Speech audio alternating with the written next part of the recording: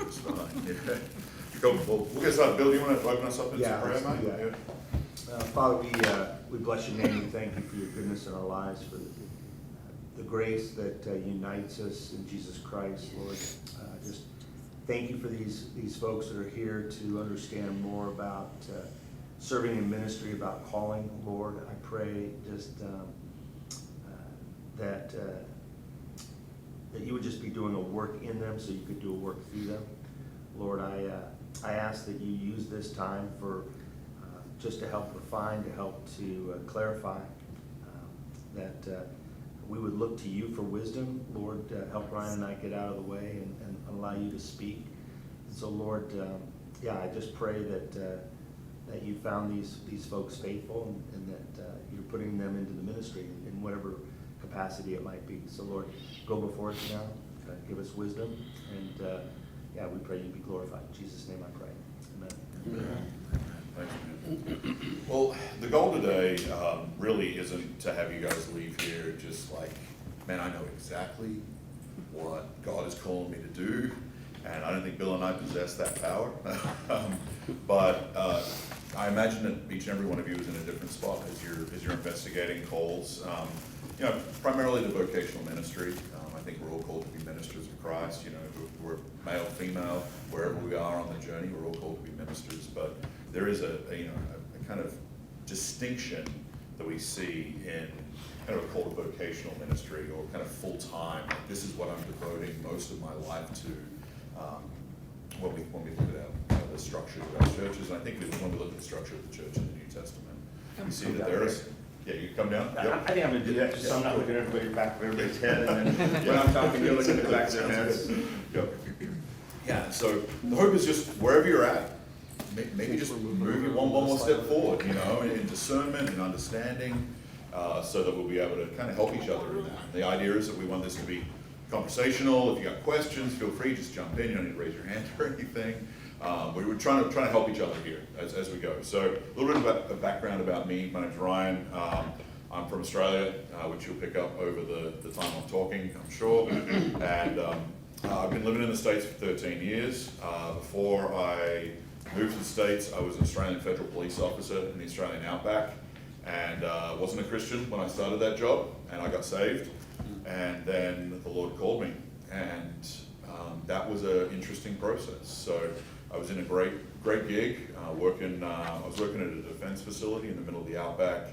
I was a professional snake catcher while I was doing that. So every time a poisonous snake would come in, I got the call and I'd have to go catch it and then release it and take care of that. So super cool. It may be a first for some of you. You may have never met a professional snake catcher. So straight up, like, the reason I became it was that they offered me 8 hours of overtime. I was like, I'll take that overtime. Yeah, they teach you how to catch poisonous snakes and reptiles. I was like, cool. So super fun. So anyway. So you're a real live crocodile Dundee. Well, so where I was, freshwater crocodiles, and they're small and they don't bite you. The salties, they'll get you. You'll die. So that's it. So that was what I was doing, and then I met Jesus, and he captured my life. And there was one night I was working night shift. I was on patrol. I was driving around and just praying. I was like, Lord, what do you want me to do in my life? I can be a faithful Christian. I was serving in my local church. I was active. I knew I could be a faithful Christian and be a federal police officer. But there was just something that I was like, Lord, what are you doing? And I just felt the Holy Spirit telling me to stop the car. So I stopped this Toyota Land Cruiser and parked it on this kind of the northwest perimeter of the area I was patrolling, and just felt it was like, grab your Bible. My Bible was in my bag next to me. I just grabbed my Bible. I just played Bible roulette. Boom, threw it over. Jeremiah chapter 1. And I read it, and it was the call of Jeremiah. And God calls Jeremiah. And as I'm reading God's call of Jeremiah, my one thought I've got in my mind is, God, I'm too young. I'm like 24 years old. I'm too young. I can't do this. Now, if you know the call of Jeremiah, Jeremiah's response to God's call is, Lord, I am but a youth. I was like, okay, I'm going to keep reading then. And God says, do not say I'm but a youth, for where you go, I will give you the words to speak, and I will give you what you need. I was like, well, okay. Closed it, and that began about a 3 or 4 year journey for me into ministry. I couldn't shake it. There was something about that experience with the Lord, something about those words, something about what God had kind of put before me that no matter how hard I tried to get away from it, no matter how hard I tried to run from it, I just couldn't get away. And I walked into my lead pastor's office, which, by the way, he was a great lead pastor because I would show up unannounced and be like, "Hey, Sam, what's up?" He's like, "Come on in." And I'd spend 2.5 hours talking to him about Jesus and learning and growing. And I never set an appointment with that man. I literally showed up, interrupted what he was doing, and was like, "Hey, I just want to talk about some theology. I heard a word the other day. It said sanctification. What the heck is that, man?" Like, and he'd sit down and talk to me for 2 hours. Now as a lead pastor, I've been a lead pastor for like 12 years. I'm like, man, Sam had grace for me. Like, because I don't know if I have the same amount of grace. So I'm like, dude, I'm trying to write a sermon here. And he's just like, "Hey, let's go." So, and he encouraged me to start doing some formal theological education, which then started a process of about 13 years until I graduated with a master's degree. And so it was a long process for me to get my master's, but then ultimately ended up with me pursuing an internship and some seminary work in Seattle. So I found my way out there, and then I met my wife. And so my plan was never to stay in the US. I married an American. And so that's why, so I've been here for as long as I've been. And then I met a guy called Dave Harvey in a really hard time of ministry, a time where I was thinking about quitting. A time when actually I had my resignation letter written, and Dave was a deep encouragement to me. My wife was a deep encouragement to me. And then I had a moment in 2015 where I was just ready to quit. I was exhausted, I was burnt out, I had nothing left. The attacks from outside and inside the church were really, really hard. And then I spent a moment, I was on the beach by the Pacific coast, up in Washington, and if you've ever been up there, dude, those waves come in from Japan, and they just crash. And I had a real moment where I was genuinely scared, and I'm not a guy who gets scared very often. I mean, I used to wrangle snakes. That was not it. I generally felt deep fear, and it was almost as if a wave of fear crashed, and then the wave of the Lord's peace crashed behind it. And I was like, "Okay, Lord, if you're here, we're going to have a conversation. We're going to have a chat." And I just poured out my heart. "God, this is hard. This is stupid. Why the heck would I do this? Why would I subject my family to these attacks? Why would I do this?" And the Lord's response was Jeremiah 1. And I just was reminded of Jeremiah 1. I was talking to my wife about it on the way home. I was like, "Hey, I just remembered Jeremiah 1. And that was the call that God had." I was like, "Do you think that was God?" And she was like, "Definitely wasn't Satan." So who do you think that was? And so the call that I experienced, years and years ago, God has reused that in my life to reconfirm and re-energize me to say, "No, this is good work.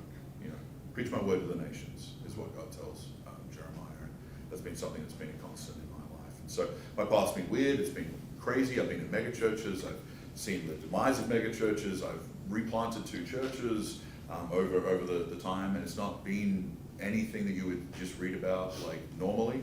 But I don't think anyone's call to ministry is normal, because Bill's call is super different to mine, and your calls are different. You were young, I was old. Exactly. And so that's me. And so about 6 years ago, I actually took over running the ministry that's literally titled "Am I Called?" And so Dave and I have been good. Dave Harvey and I have been good friends for since 2014. And about 6 years ago, he said, "Hey, I think this would be something good for you to run." And so I've been able to do that. And we've done some writing and there's a podcast and all sorts of stuff that we do there. But he was like, "Hey, you run Am I Called? Would you like to run the seminar called Am I Called?" And I immediately thought, "Hey, I want Bill to do this with me because he's a dear friend and has a very different call to ministry." And so that'd be really helpful. So, man, would you share your story? Yeah, by the way, his podcast is called Older Pastor, Younger Pastor. Highly recommend it. It's really good. I don't know if you guys have heard it. This comes out about once a week. About once a week, yeah, when we're on. With a guy named Dave Bruskus, and it's just great wisdom for anybody in ministry. So for me, yeah, my path is really different. I grew up Jewish in Indiana, went to school in Southern California, got a degree in economics and political science. Started a company my senior year of college with 2 other guys. We set up the national marketing program for life cycle, life fitness. Now, We ended up getting into development. I became a developer, started building up in Las Vegas. And I met my wife. Actually, I was married at 25, divorced by 28, so I learned a little bit about that. My wife had adultery numerous times, and so, but I didn't know the Lord. And we started building in Las Vegas, met Pam there, who was a real estate developer. We merged our companies. We got in the restaurant business. We had 9 restaurants in Las Vegas, 3 in Southern California. We got in gaming. We built stuff all over Vegas and in Southern California. And in '97, we were opening an office in Dallas, and we thought about moving there. And it's like the Lord just, we didn't know the Lord again, but opened the doors. We get to Dallas, and people just kept saying, so where do you go to church? Which we never heard in Las Vegas, literally.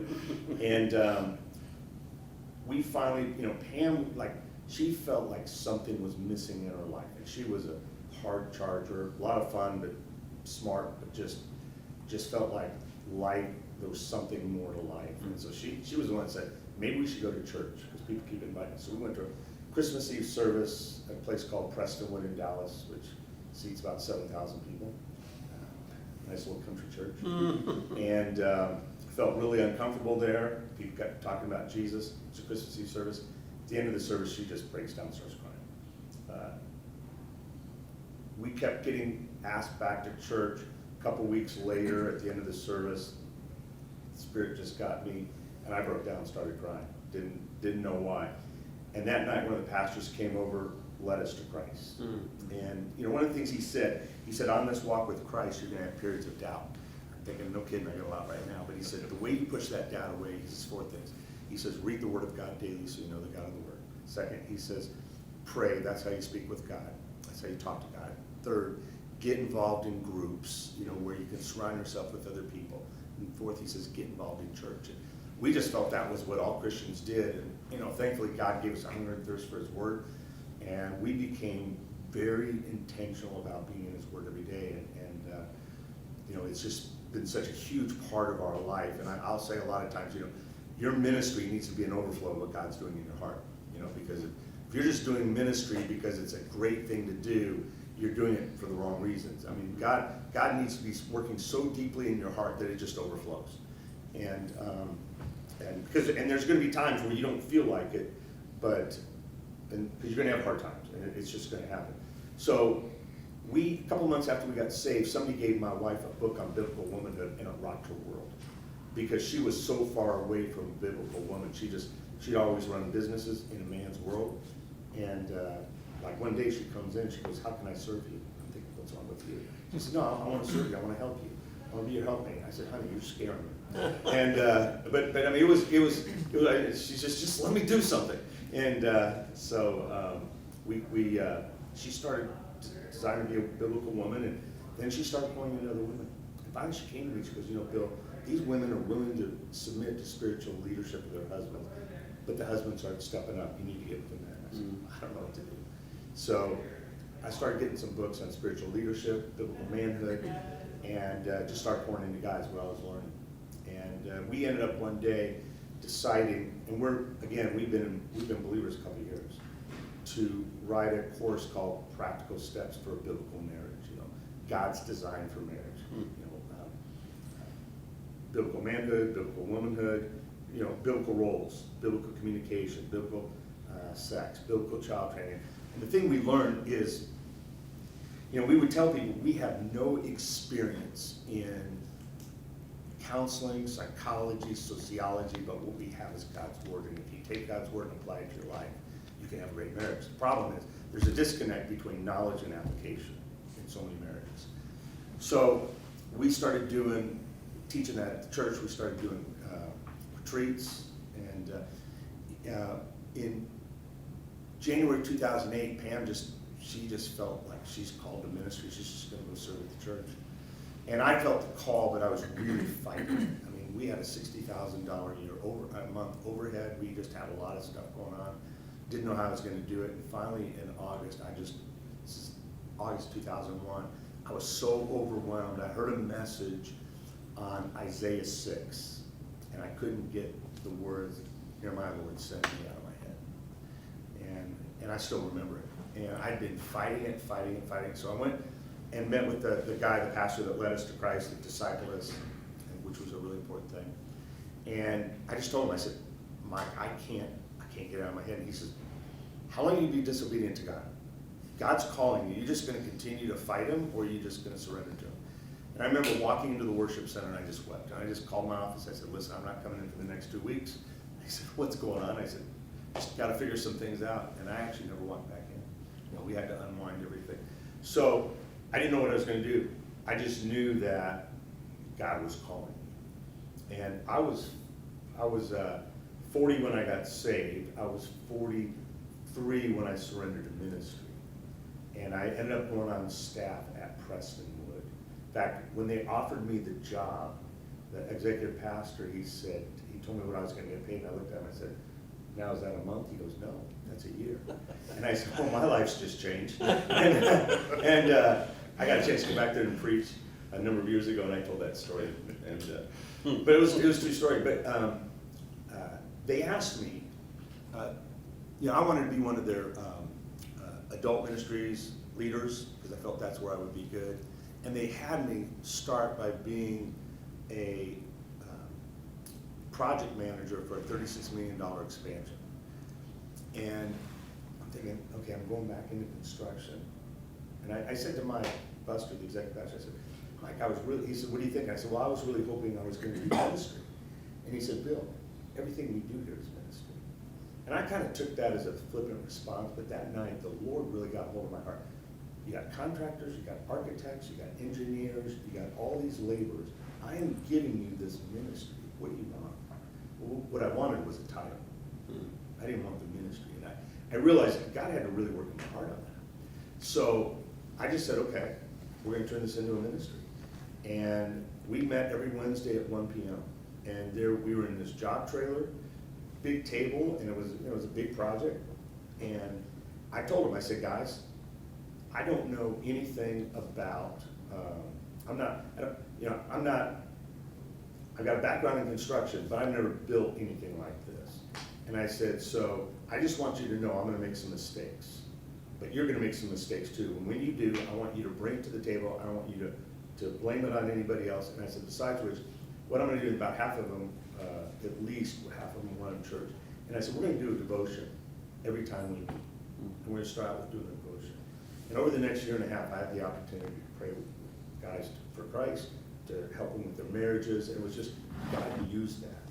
And then about halfway through the project, Jack Graham, our pastor, said, listen, I've seen you're discipling men, and that's what I was doing. I was pouring into guys. He says, I'm going to give you an opportunity to be our men's pastor. We've never had a men's pastor. So I just started studying books on being on different men's ministries. Didn't know anything about it.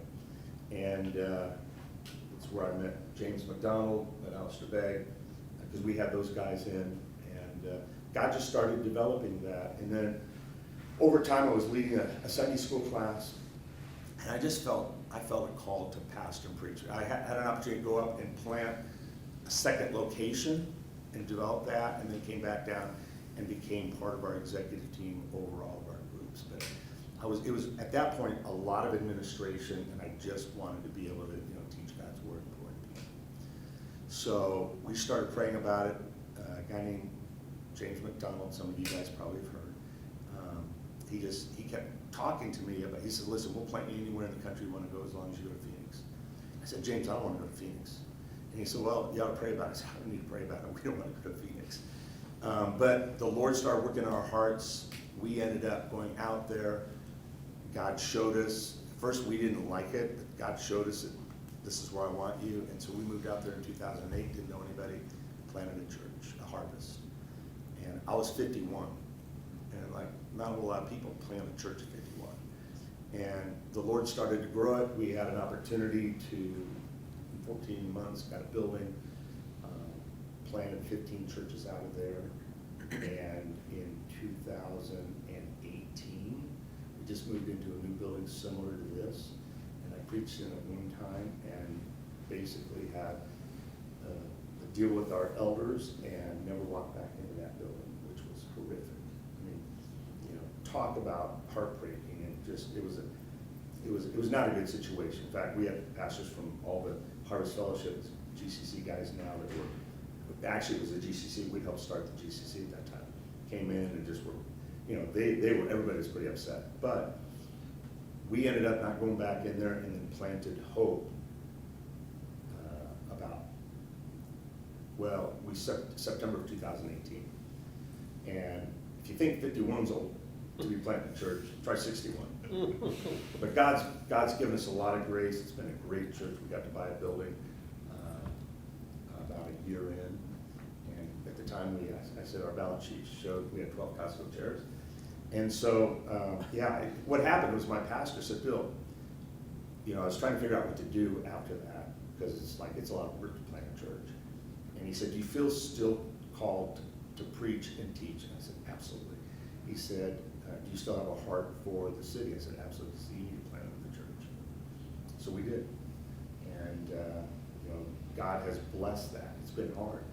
But, you know, I see it now as Acts 15, where Barnabas and Silas or Barnabas and John Mark went one way, Paul and Silas went another. So one team became two. And so, so God has used that, and he's still refining us. We're still learning. We're still growing. But it's certainly been a wild ride. I got to know Ryan about a year ago, and he's in Albuquerque, and so we're now starting to develop a network together with some of the Western churches. Thank you, man. Yeah. We'd love to hear your stories. So, I mean, if you guys wouldn't mind, just kind of go around the room, take 5, 6, 7 minutes, just kind of like where you're from, where you at, and why you're sitting at this table today. You know? So, Connor, we start with you, bro. Yeah, for sure. So, I grew up in church, in Assemblies of God Church, and was there for years. Went to a couple different churches, Galesburg, Illinois, and then moved to Arizona, actually, to Tucson, to help the pastors that we knew there start a church when I was going into high school. And so my parents moved there to help them start a church. And so was out there for a number of years, went to Grand Canyon University for a couple years, then decided that I wanted to come back to the Midwest. And so we all moved back actually to Iowa City and went to University of Iowa, finished my undergrad there. We're still going to Assembly of God churches at that time. And I was always involved in church, knew God, believed in Jesus, but didn't have, it was a head belief, not a heart belief. And so I was in Iowa City, and then I was working in property management, and I had finished my degree in human resource management. And so I decided that I wanted to go get another degree in accounting, and did that online, and then I moved to Des Moines. This was just last year.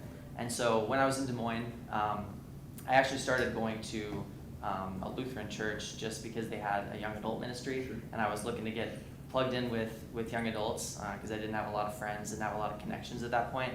And I started into a Bible study, and most of my life I had numerous Bibles in my bedroom, but I had never really read them, never really cracked the pages. And like I said, it was a head knowledge, not a heart knowledge. And so we coincidentally were just starting in, they were doing a Bible reading plan, and it was in Hebrews. And so just started reading through Hebrews. And I don't remember the exact time, but I remember there was a week where I was just reading, and I was like, man, what if I've been missing this my whole life? I didn't get it. And God just was working in me at that time, transformed my head knowledge to a heart knowledge, where I really, truly, finally met Jesus and understood what that meant. And so this was last year, about a year ago. And so around that same time, I had always felt like I didn't really have a purpose in any of the work that I was doing. Like I said, I'd worked in property management. When I moved to Des Moines, I started a job in accounting. And so even during that time, though, I was just like, man, nothing feels like really purposeful what I'm doing. And so around that time last year, when I came to know the Lord, truly know the Lord, I also felt the feeling of like, man, I feel like I need to do more. Like I really need to serve with my whole life. And so at that time, I wasn't super connected with the church. I didn't really know anybody. And so there was a little bit of floundering where I was trying to figure things out myself, and met my then girlfriend at the time. We started going to First Family Church in Ankeny. They're not affiliated with the GCC, but Pastor Todd Stiles is a good friend of Pastor Rob, and started going there a little bit. I still was not talking to any pastors or anyone about this calling.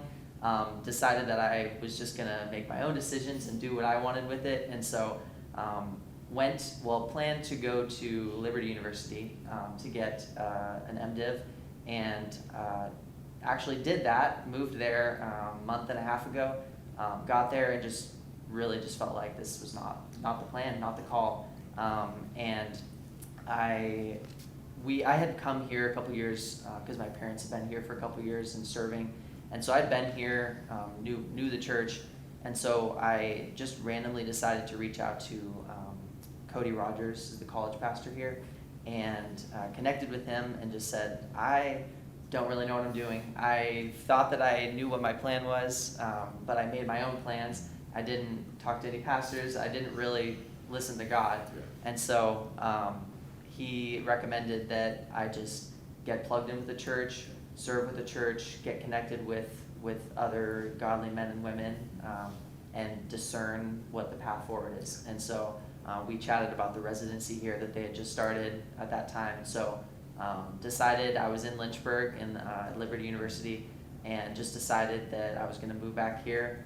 Didn't have a job, didn't have an apartment, didn't have anything. So I was living on my parents' couch for the last month and a half.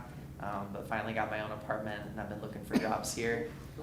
But yeah, so the plan, if God was willing, is to stay here, get plugged in, and join these guys in the residency next year. So. Thank you, man. Thank you for sharing that. Yeah. That's cool. I'm glad you're here. Thank Glad you. you're at this table. Thank That's you. great. Yeah. Cool. Appreciate it. Alrighty. So I didn't grow up in the standard Christian household. My mother is not a believer. My father is. However, he holds like some theological things that aren't correct. Like, for instance, he's an individualist, so he doesn't see the value of corporate worship together. Because of that, I only went to church 3 total times before I went to college. From him, I had heard stuff about Jesus, but I'd never truly heard of the gospel. So because of that, and as well, he's kind of legalistic. Because of that, I call myself a moralistic deist. I knew of a God. I didn't know God himself. And then because of that, I just went through my life all throughout schooling, all through like middle school, high school, elementary, basically just weighing my sin against other people's. I was very judgmental, stuff like that. Then college happened. I took a gap year, so my first year in school was the year when COVID happened. It was the spring break.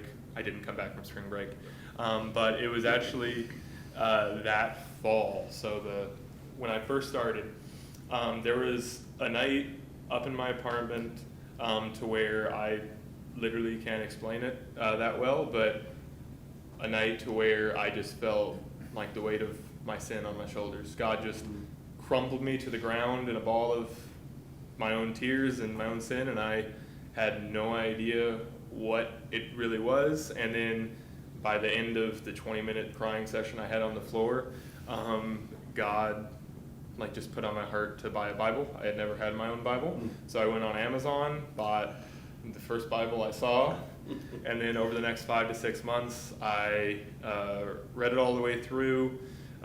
During that time, I also started watching a bunch of different pastors online because obviously COVID happened. With that, there's a interesting story that all the pastors on staff like.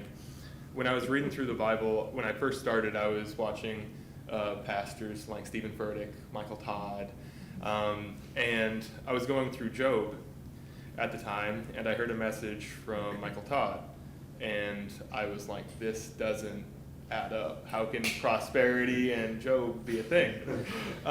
So That's a good question. Great question. yeah. Excellent question. Yeah, so then I completely went the other end. After that, I started watching like all the traditional reform guys, Bodie Bachman, Paul Washer, MacArthur, Piper, stuff like that. So then once, it was during that time, sometime in my Bible reading, I had not finished the Bible yet, but I was close, in which I actually confessed my sins and gave my life to Christ. It was not through a person, it was through God's word, in which I saw the gospel and responded to the gospel. Then after that, as soon as school and everything was back open, I went up there and I saw from God's word that we're called to community. I'm naturally an introvert, so that was something foreign to me, but I was like, God's word says it, it's good, I should do it. So I literally typed in college ministry on Google. Luckily, at Iowa State, there was a good one called the Salt Company. The opening week, I went there, started getting connected. Over the next 3 years I was there, the first year I was just in C group, then the leaders of my C group recommended that I go into leadership after seeing some things in me. Led a C group there for 2 years. Then was interested. It was my last year, my second to last year up there. So this entire time, my whole plan before I was saved was I'm going to. I went into Iowa State University to get a mechanical engineering degree. So I went in there, I was like, I'm going to be a mechanical engineer, I'm going to graduate, I'm going to make money, I'm going to get into real estate investing, and no one's going to see me. I'm going to be on a racetrack with my cars, type thing. Then God obviously chipped away at that. It was me going into my senior year. I just felt called to just switch my major after, that was also my first summer here. I came here to get connected back home. So I got connected with Cody and the college ministry, and then this is when Corndale became my home church. I switched my major to religious studies, which is not biblical studies in the slightest, but still very interesting. So did that, and then God just continued to work in me, continued to just stir in me just a desire for ministry. It was actually Isaiah 6 as well. That was my big verse for feeling called. Then my plan was up at SALT, they have a residency program as well, and that's where I thought I was going to be. But then basically they decided against it. They didn't feel that my personality was the best fit for their organization. So then right about the time that I heard a no from them, Cody came up and was like, hey, I am creating this thing called the residency. Are you interested? I'm like, absolutely.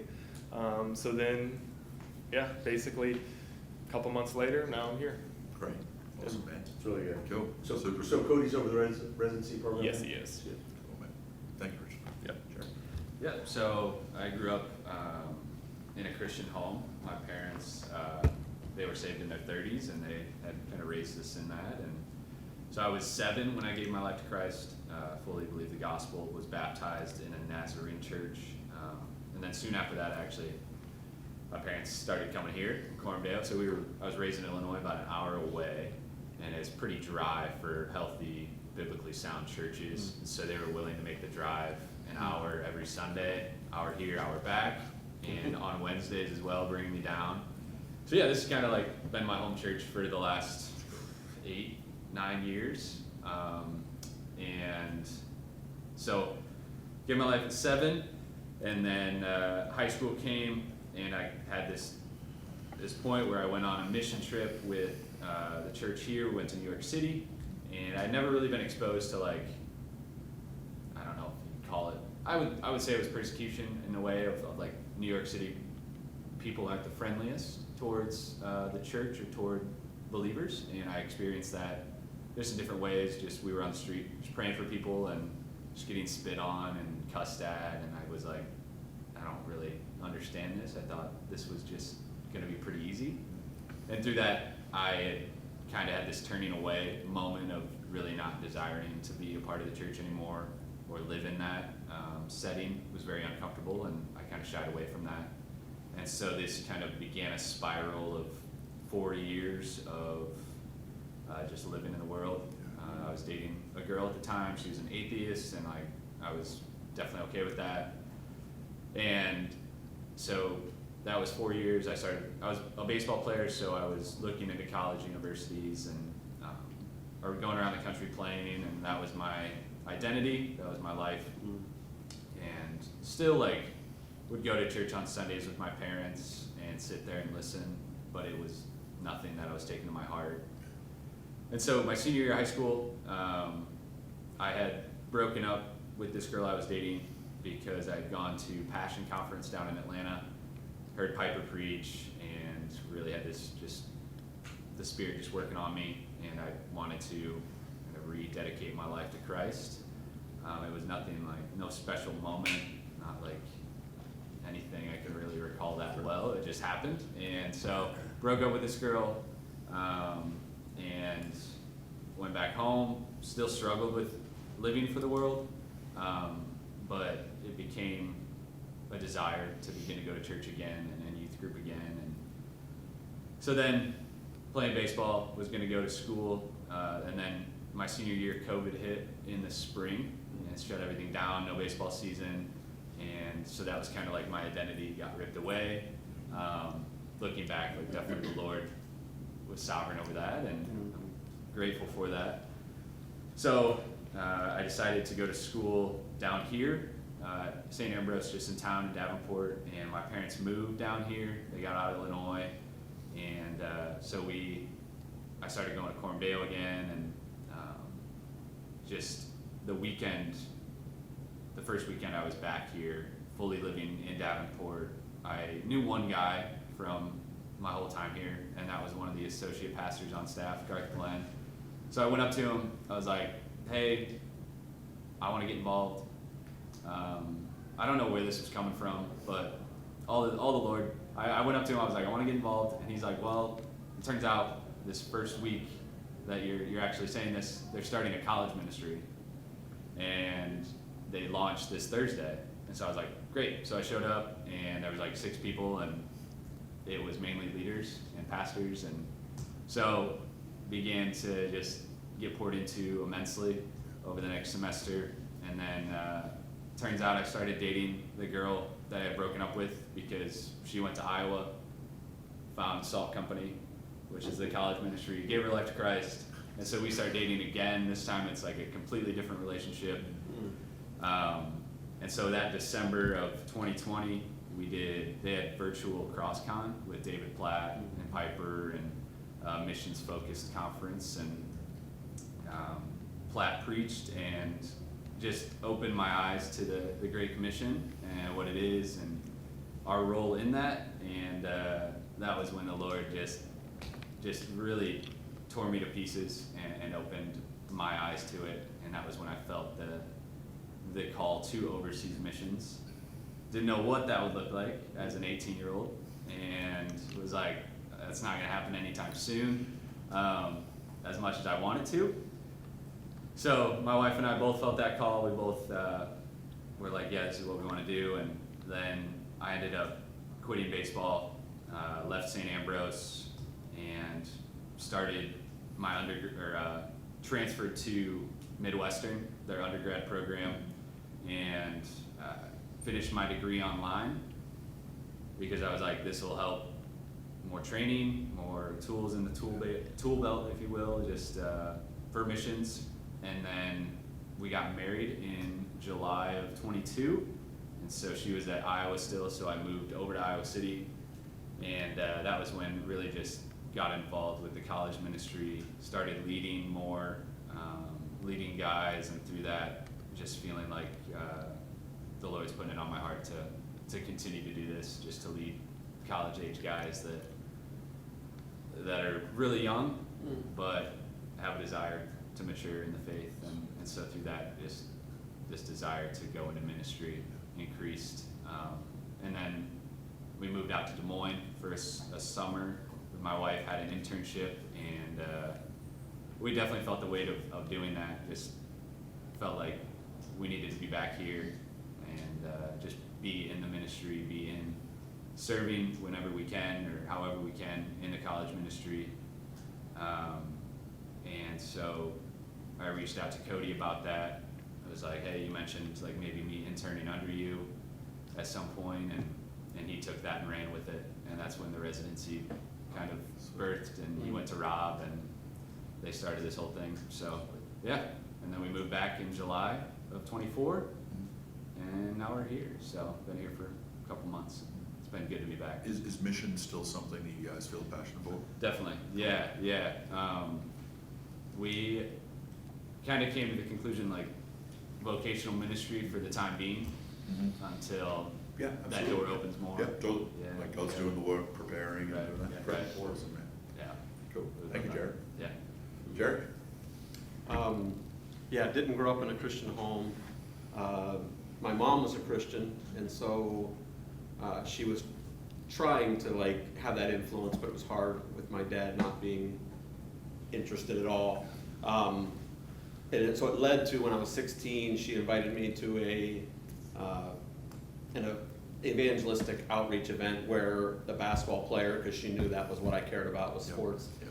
And we were in Northeast Ohio, so Warren, Ohio, near Youngstown, kind of like between Cleveland and Pittsburgh area.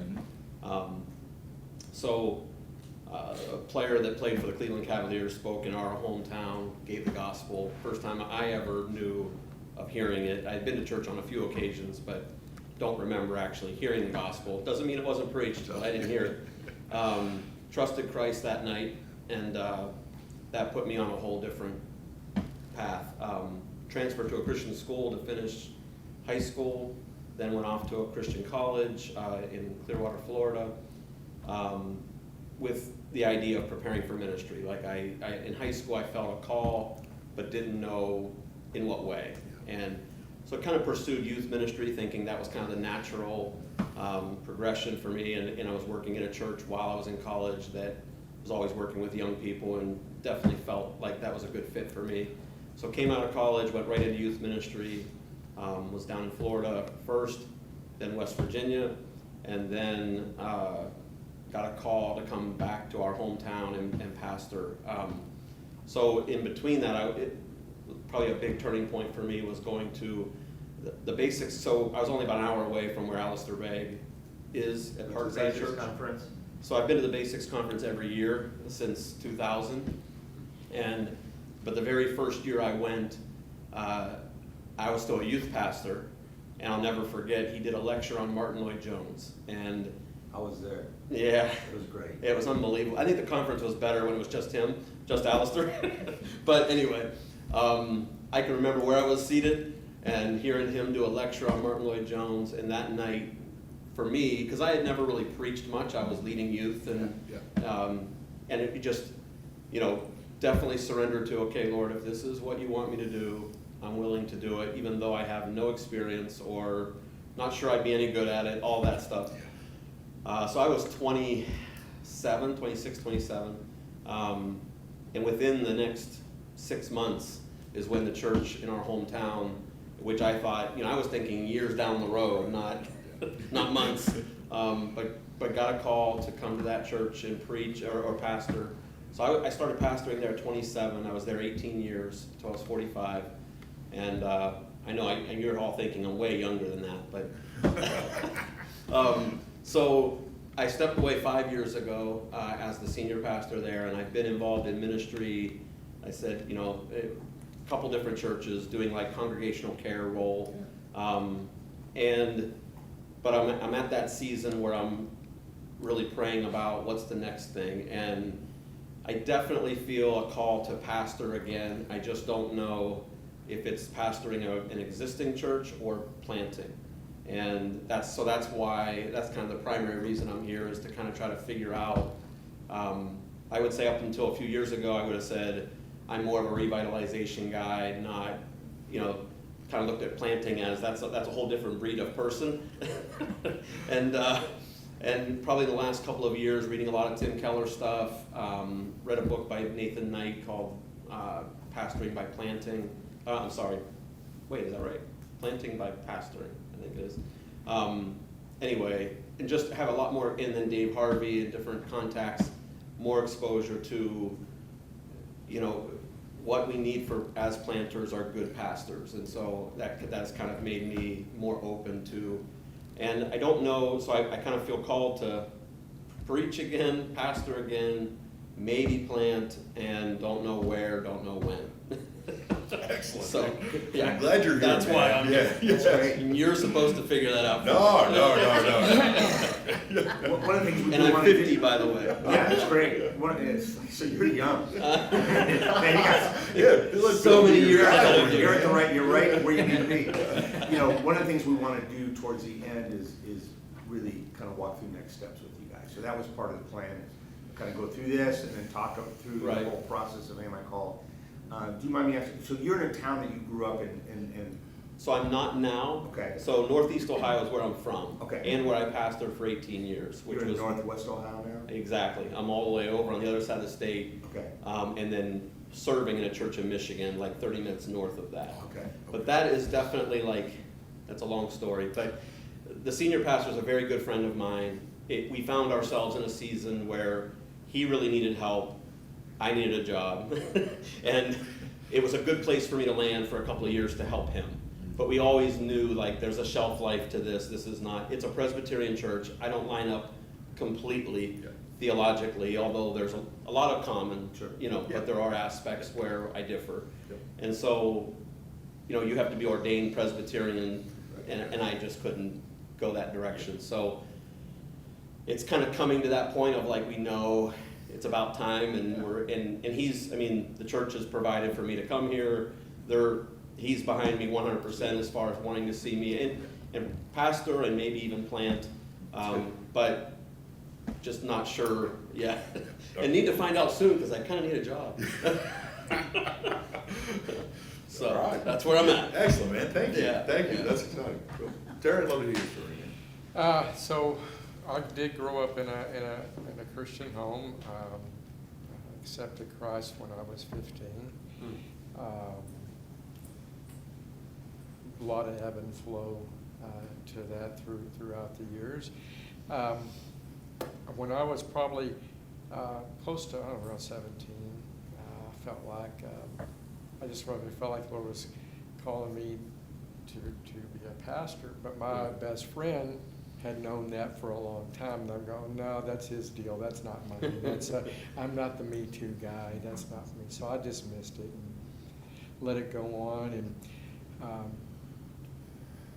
midway through my work career, I had that feeling again. I was in my 40s. I really felt strong. I go, I'm not even qualified for that. Just keep going forward, with what I'm doing. I was a part owner in a business. And I go, yeah, just keep doing that, And so I did. And in 2016, I was smart enough to do what the Lord was wanting me to do, so He took care of it. And the majority owner of the business said he wanted to buy me out, and that ended up being us parting ways just a few months later, which really was for me because I kind of felt like I did everything right. This was when I was going to stay. I'd be 80 years old still working because I thought I liked working and what I was doing, and it rocked me pretty hard. Just trying, because all the things that I thought were securities and how I built them up, and they were just pulled out from underneath. But I knew in the beginning this was something happening for me and not something to me. I knew that, although I couldn't figure it out.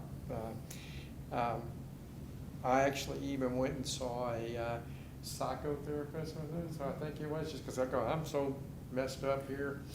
And about 3 sessions in, after she kept telling me it was my mom's fault that this was all going on, and I wasn't listening. I was driving down the road listening to what's the message on the XM radio station. They don't really have commercials and all, but a guy gets on and he says, if your fears and worries are outweighing your prayers, it's not a circumstance issue, it's a faith issue. And it completely, I mean, I'm snot slinging crying. I mean, I had to pull off the side of the road. It was, but I realized that's what it was for me. So I'm now 53. I mean, I was 53 at that time, and trying to figure out what I'm going to do next. But I know first and foremost I have to get. Like I said, I gave my. Well, I don't even say I gave my life. I accepted Christ when I was 50, but I really felt like Jesus became Lord of my life at 53. Mm-hmm. So, you know, in some ways I would even say maybe my salvation moment was at 53. I don't know. I never felt like I wasn't, but at the end of the day, I wasn't walking with Christ like I should. And so I was recommended to go on a solitude trip, which. So maybe go for like a week, and I'm like, well, what in the name of goodness am I going to do for a week? I mean, I had my phone, I left it in the truck. I rented a little house, and out, you had to go 3 cattle gates in to get to, so it was completely secluded. It was no TV, no computer, no phone. I had my Bible, and I had a couple of books that I just took, and it's like going, I don't know what I'm going to do for a week. And You took your fishing pole. well, I took a fishing pole because there was a little pond, but it was really funny. There's really a God story in that, though. But that was the funny part, because I went out to go fishing twice and it poured down rain both times. I said, okay, Lord, I hear you. Okay, just get back in the house and continue. But it just became that from beginning to end, from the moment I would wake up until I go to bed. I mean, I was get up at 5 o'clock in the morning. I wouldn't go to bed till 11:30 at night, and it was all praying and reading God's word, and then And singing. Yeah, I was singing in the shower. I mean, I was like, going, that's not me. I don't do that. But anyway, it was just a really, really, God just really, opened my eyes. I was able to, just experience in a way. I knew when I left that we were supposed to do missions, and I don't.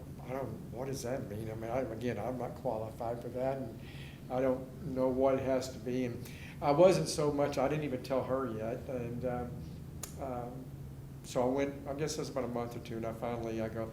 So when I was on that trip, I just felt like the Lord was saying we're supposed to do missions. And she informed me that I had the wrong number. That was not what we're supposed to do. We have a new grandbaby, and we're supposed to be here being grandparents, not. And I said, I don't know what kind of missions, but that kind of started out. And I knew if it was real that God would reveal it to her too. This isn't for me to try to go, well, yes it is, and you got to get on the boat. So we had about, it was about 2 or 3 months, and she went out and one day and was reading. She spent all day out reading the Bible and Ecclesiastes. yeah, which was interesting with the Ecclesiastes. But she comes back in, she walks in, she goes, I think we're supposed to do mission work. And I'm like, oh, thank you, Lord, because I'm not busting at the seams. So we talked to our pastor, and there was he made a phone call to a friend of his that was over a mission organization. They had a couple coming back from Cambodia, and they were looking for somebody to replace him. So I think maybe we should start praying about Cambodia. And I'm like, whoa, okay, well, that really wasn't on my list of things that I thought we would go, where we might go. And so anyway, that became, just started walking that process out. And so in 2017, the end of 2017, we went to Cambodia. We were there over 2 terms, and came back in 19.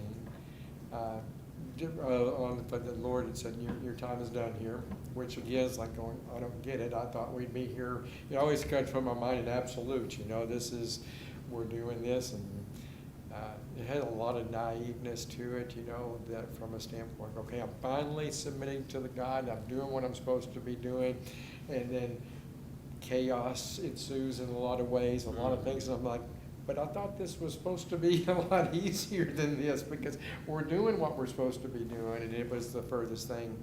I thought we didn't know what we were doing, and kind of knowing that today we're not supposed to know what we're doing, we're just supposed to be obedient and all of that. But so when we came back, well, I didn't know exactly what we were going to do then, and started going to a cowboy church there in Texas, obviously a cowboy church, and started serving there, and then I was asked to start a prayer ministry, so was part of starting that, and then that kind of led into a position at the church, and was there until about a year ago, yes, right a year, and just felt like, again, it was the time was done. I felt very much that I was being called to do, to be able to preach and to pastor, and I was extremely discouraged by leadership about that, and not that's you're doing what you're supposed to be doing, and so just through that, going, okay, well, it's just probably time for us to step away. Christy was a children's coordinator at the church, but it was time for us to move on, and didn't know what that was, and I had all this fun. This all culminated up. I had really felt the Lord spoke hard that this is what we were supposed to do, and I said it just wasn't met with any kind of receptiveness or how can we help you. It was a whole lot more of a, like I said, just discouragement. So go a couple of months, I guess about 3 or 4 months ago, was in the kitchen in our house, and just because we kind of dabbled around with some things, with help out here or there, and I felt like the Lord just said, here, how many years are you going to continue to go on? Because you ain't got that many left, and are you going to finally listen to me and do what I'm telling you to do? You've said you've heard it since you were this age, and now you keep trying to go take the safe route here or there or there. So, okay. And the interesting thing was my friend who's a pastor up in the Fort Worth area, that I told you we've been best friends since the 2nd grade. And I called him, and I never told him that story. And I told him, I said, man, I really feel like the Lord's calling me to preach and be a pastor. And he said, well, thank you, Lord. I've known that since since you were 17 years old. And I'm like, well, you could have told me, couldn't you? So anyway, that's kind of led to where I mean, like, my challenges, or a lot of challenges. One of them was fighting against my age and the clock, going, well, this how, and then, I've really in the last couple of weeks have been able to just go look at when it happens, because I feel like it's going to happen, but when it happens, if it only happens for a year, 3 years, God uses in His timing, not for my timing, and not for my length of time, so just to really be able to walk in that and embrace it, and if I get to do it till I'm 80 years old, that's great, and if I only get to do it for a short period of time, that shouldn't make any difference at that point. So, What were you doing in Cambodia? we were missionaries up I there. know, So but we was a what were you before and after school program. For children, ESL. So there was that part, the interesting part of that was they wanted me to go over there specifically because of business experience, and the organization never held accountable to the ministry for the money they were giving them, and they didn't know what was going on, and so that was part of my job, was to try to figure out what was going on, and long story short, going through, everything's on a cash-based system, there's no checks and stuff, so, but they had a ledger, and so after going through the ledger, doing some checks and balances, there came up to be about a $25,000 discrepancy in the funds. And then that became a struggle. It's like, you called me to Cambodia to blow up something. This is, Maybe, yeah. and I had to come to grips with that. And the organization asked me to confront it was a Cambodian pastor that was leading that ministry, and so and I did, it all squared away, however it squared away, but one of the things we did find out from some people, because we didn't know this, is that, because it's a shame-based culture, and if you confront a Cambodian about something, you're pretty much dead to them at that point. So when we came back the second year, that's when our greatest struggles came, because it was like getting the Heisman. We keep our distance and we couldn't understand, but God put some friends in our life that have been over for 15 years, and they were able to help us walk through that. So. Wow. Kristen, your story. I'm here to support him. I think you've got a story too, I'd love to hear it. Well, I hadn't even thought about my story. I grew up in a divorced family, but my mom loved the Lord. And, but lots of struggles, I will say. I went through 4 marriages with her. And I'm sorry, because I just recently lost her. Oh, I'm sorry.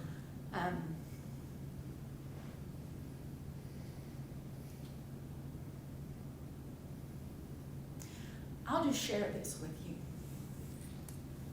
Something that the Lord just recently taught me is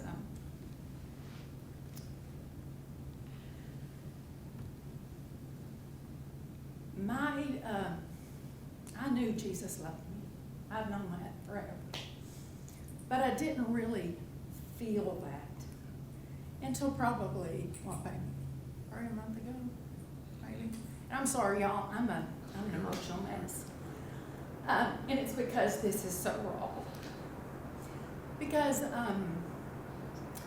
I viewed love the way I knew love. And that was the man that Mom stayed the longest with was very abusive.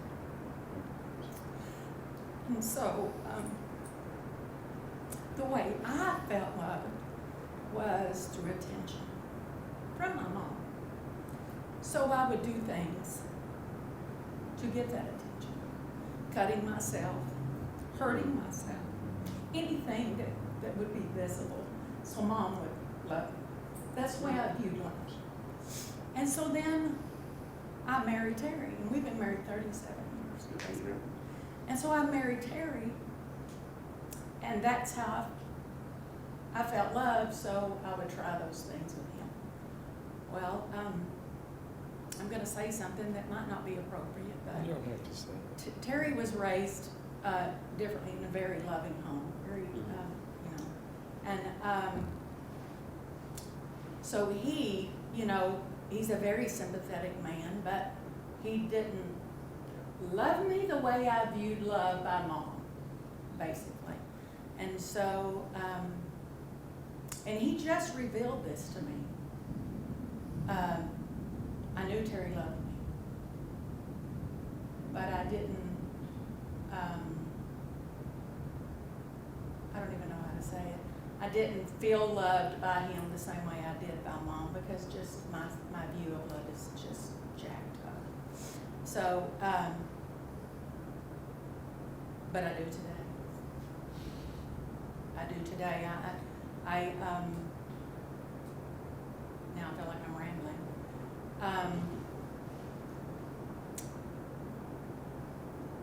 But the love of Jesus is so deep.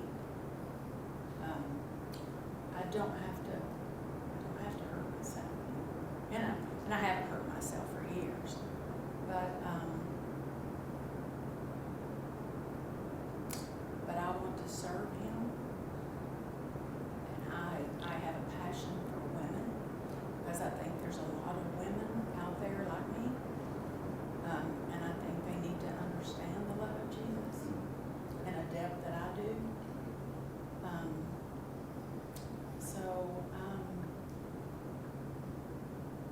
Yeah, just on the spot, there's recent testimony. So you can, what you're doing with that, turning it around and using it for His glory. And, you know, God will use a limp sometimes for His glory. That's good. What stands out to me in both of your stories is just the pursuing grace of God for you through your whole lives. Every year He's coming on you and still revealing more of His great love and kindness towards you both, and what a gift that is. Thank you for sharing that with us. Well, guys, we'll take a little break. If we use the restroom, I think there was coffee there. Is there a place where coffee should be? I'm gonna check it out to see if it is there. There's water bottles up here, but feel free to take a little break. We'll be back here 20:15-ish, you know, and then we'll. About 5-10 minutes? Yeah, thank you. Get going, guys. If you have a device, like a smartphone or an iPad or a laptop, pull it out. So let me give you some background on what Am I Called is. Like, obviously there's just the generic question, am I called to ministry, which we can work through from all sorts of different angles. But a few years ago, about 13, 14 years ago, Dave Harvey wrote a book called Am I Called? He originally wanted to call it The Summons, you know, the summons to pastoral ministry, what does that look like? And so he kind of looked through, you know, some big sections around like, hey, what's the characteristic of those who God is calling into ministry? And it's not just younger guys or older guys or middle age or anything. He just wanted to kind of look at some big buckets. Out of that came a ministry called Am I Called? It's a 501c3. Dave managed it and directed it for some years. I've been directing it for the last 6 years. But Dave ended up working with kind of like a psychiatrist who works in personality testing of all the random jobs you can do. There's a gig for you. And Dave and this psychiatrist worked together and actually created a thing called the assessment, the Am I Called assessment. Now, it's not a definitive assessment. It doesn't mean that you are, if you get good scores, you absolutely should not. If you get bad scores, you absolutely shouldn't. But the idea is that it actually kind of works with kind of our own self-understanding, the people around us, their understanding, and those who are kind of in authority over us, their understanding of us to help us make sense of what God might be doing in our lives. And so what we're going to do actually for this next session is we're going to walk through the assessment. I want you guys to take it. And so I'm going to plug this in. That's great. Boom. Like I said, it should come up on that screen because it did before, which was my great, to just work. Go TV. There we go. Go TV. Excellent. Okay, so if you guys can type in, you see up there, gcccollective.org/am-i-called/. If you go to amicalled.com as well, you can access this assessment from there. We kind of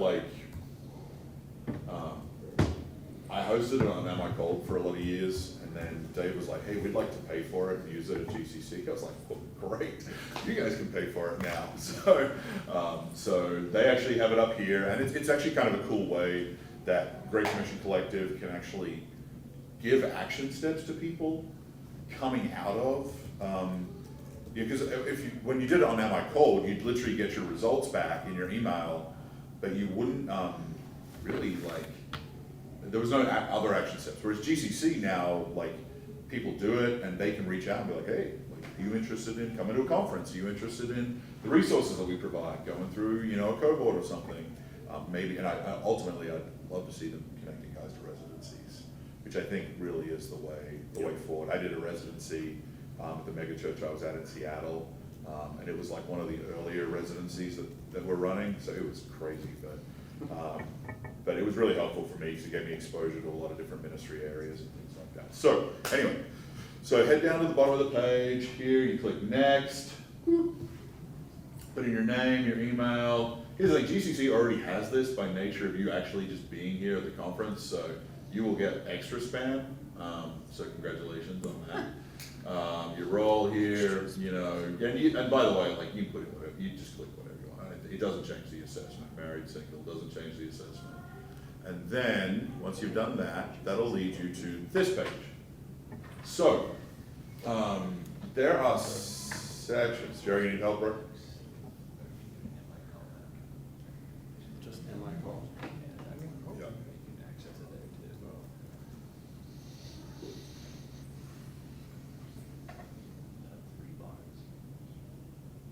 No, and maybe not.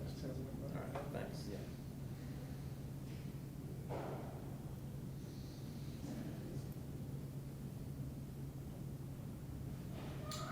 Let me know when you're at this page that's on the TV. There it If goes. you need help, let me know. Hmm.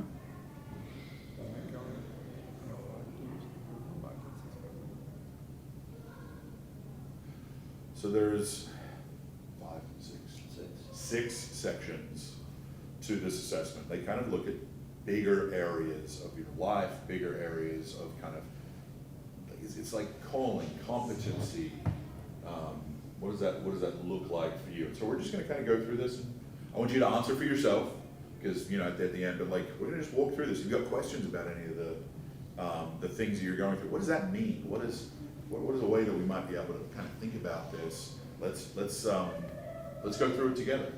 And then what we'll do is we'll kind of go through your results together as well, and we can kind of workshop that, think about that, like, what does it look like? And, because we're so diverse here, it's gonna be different for each and every one of you. A guy like Jerry, who's being a pastor, is gonna look a little different, and guys who are coming into ministry thinking, like, okay, look, there's gonna be some differentiation here. There's gonna be some stuff that you feel is like, man, that's really good. And the guy sitting next to you might be like, man, that doesn't help me at all. So,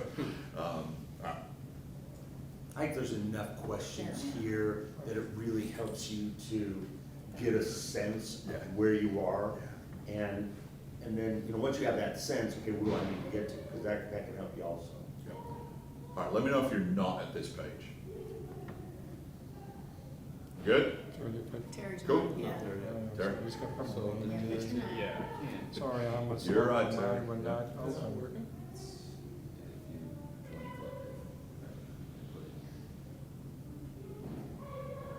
Literally just went through this with a guy in my church.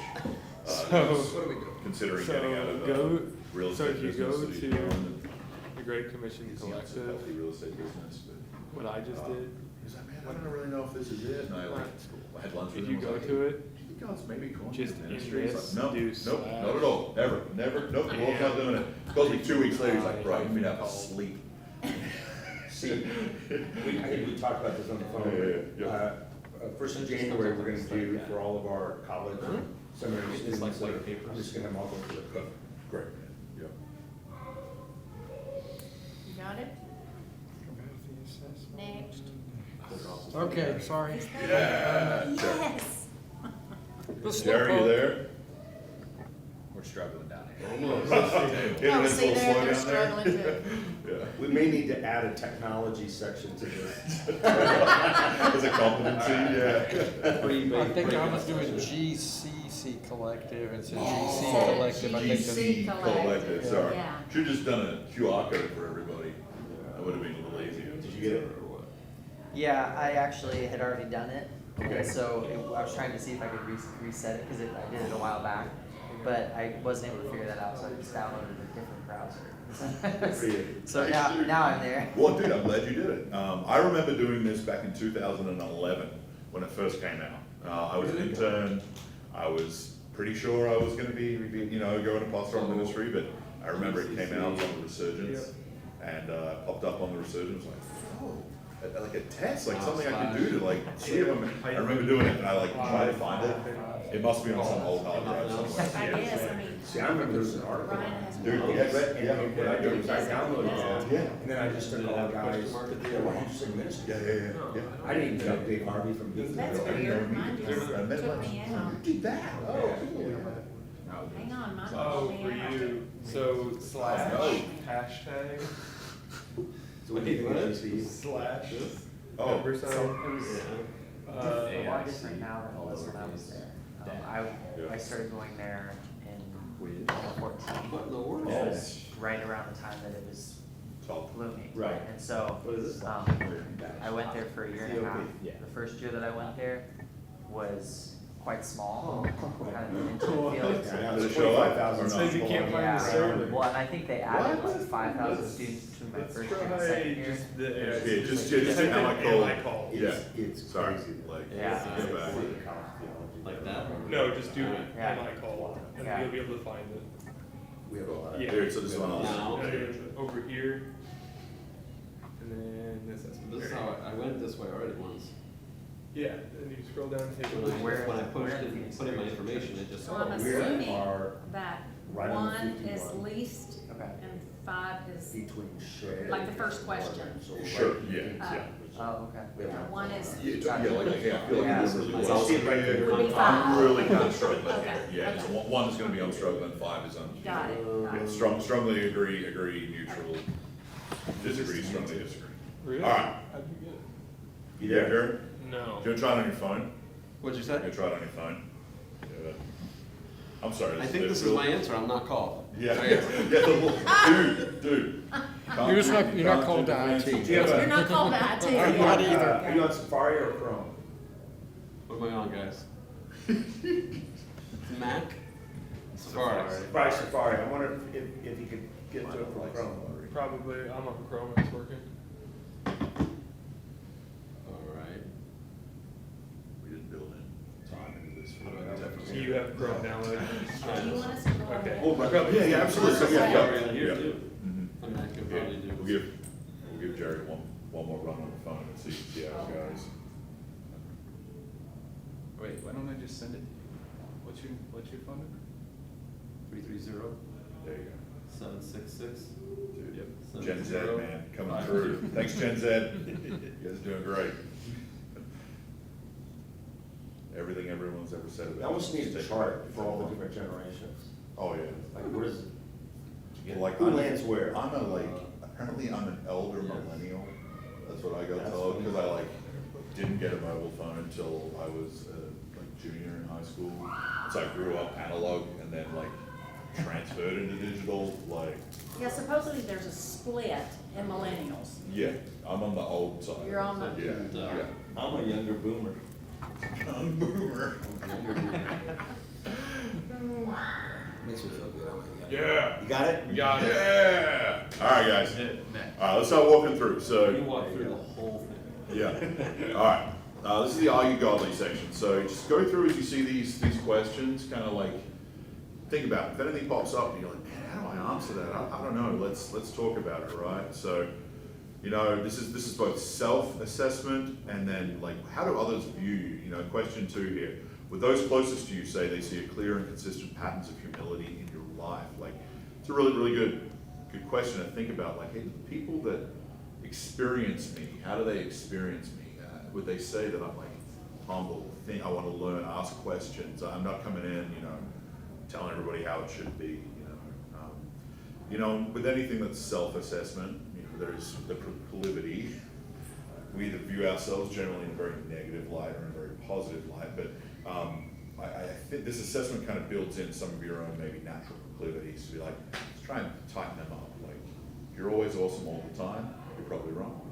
And if you're always terrible all the time, you're correct, but not super correct. Yeah. And you said worse would be Yeah, disagreeing, yeah. 5 agreeing. One would be, hey, I can't be counted upon to be patient, kind, and gracious. Number 5 is man, I'm always, absolutely always, patient, kind, and gracious in dealing with others. And if you find yourself low, let's say I'm, patient, kind, gracious, it's a reminder, okay, these are some things I need to work on. Yeah, Obviously, I'm not walking in the spirit like I need to be. Yep. There's some areas I need to grow, for sure. I do like this assessment because I think sometimes when we talk about calling, I can often make it all spiritual. Now, there's absolutely a huge spiritual component, don't get me wrong. But there's this question here, would your pastor, physician, and recent physical exams validate that you care for yourself physically, emotionally, you exercise self-control with food and alcohol? There is an element here of hey, are you healthy? Pastoral ministry requires you to be healthy, right? And that probably, goes to 1 Timothy 5, a little bit of exercise. Yeah, yeah. Mm-hmm. A little bit of wine for your stomach. Yeah. Baptist. Unless you're Baptist. Yeah, unless you're Baptist. You got iron stomachs. bit of fried chicken for your stomach, yeah. I'm pro fried chicken, don't get me wrong, but yeah. It's, Yeah. yeah, it's not elimination. No, It's a exactly. moderation. Yeah, it's enjoying God's Right. gifts without Absolutely. taking them to the next level, right? Like, and this is a good one. So the leaders in your church generally view you as growing in your understanding and application of the gospel. I just did a coaching session with a guy. I did an interview with him who wants to plant a church, and this guy is just like, man, I'm just realizing that the gospel is not just a salvific event, but the gospel applies to my whole life, right? And so I scored him low because not that it's not there, but it's like he's not fully aware of like, man, how does the gospel apply to my parenting and my marriage and Right. how I walk with Jesus in a day-to-day reality? And so it's not that he's not stiff-necked and like, oh man, he's just like, dude, I'm just. Jared Wilson, do you guys know who Jared Wilson is? He's a Midwest. Oh, yeah. Wrote a book called Gospel Wakefulness. You guys have actually described, a couple of you guys described it, gospel wakeful experience, which is just trying to put vernacular around, like, I've been a Christian for a long time, but then God did something and I woke up and I was like, man, the gospel is huge. Like, and it's a wonderful thing when I see people have that. And this guy just had a gospel wakefulness experience, but he's like, I am just reckoning with the breadth of all that what Christ has done impacts me. I think there's one that you just passed by. Are you a faithful giver to the church? I think it says something about your heart. Yeah. Is this something that's, pardon? Where your money is, your heart is. It is, and I think, you find, because it says something about you, no, I'm not gonna do that right now, or, there's things about it, there's a faith and a trust and an understanding, it's Deuteronomy 8, understand that all that I have is because of him. He's the one that gives you the power to have wealth, and so you're just giving back, and so I think that's a good self-assessment too. Generosity is always a great marker. Cool. So let me know when you get to the end here, guys. Question about the second to last one. Yep, in the last year. Yeah, Sure. it's a negative and a positive. So how do you rate that one accurately? Anyone Are you respected at your job and in your community? Is that the one, or? Yeah, that one. So like one part is like how Yeah. like attributing a negative aspect, Dude, you love money too much. and one's a And you're positive. respected. So Yeah. like, Put a 3 there. okay. Yeah. Put a 3 there. Yeah. I was like, huh? We'll let the algorithm figure that one out. Yeah. Yeah. Do you have that down as 2? No, yeah, I do. Yeah, okay. So there's an issue there. There are 2 questions that should be broken into 2. Okay. So, all right, I'm gonna let you guys in on a secret. It totally like, You want to make a note on that? yeah, please. So GCC just launched a new website and they deleted the assessment. And so like I got back, I was on sabbatical this summer. I got back from sabbatical and was preparing for this. And I was like, click. And it's like, it's not there. Click. It's nowhere. And so I called Dave and I was like, dude, the assessment's gone. And so they actually just worked with a crew last week. So this is same assessment, same code, but they made a mistake there. So, all right, cool. Hey, punch on to number 2. Is your home healthy? Now, Connor, you are the only single dude here, right? So, like, answer this as best you can. Like, 3 is fine. Like, and then, because here's the thing, what you're gonna get back is this section is just gonna take into account that, hey, you're a single guy, you can't answer like, hey, how do you care for your wife? Like, because you don't have one. Yet. Are you guys moving, you have a girlfriend, right?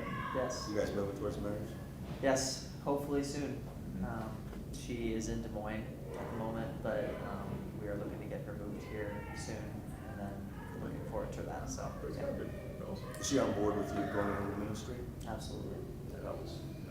I mean, this is huge. So I'm gonna use this example of what I did this coaching call interview with a potential church planter last week, and his wife does not want him to plant a church.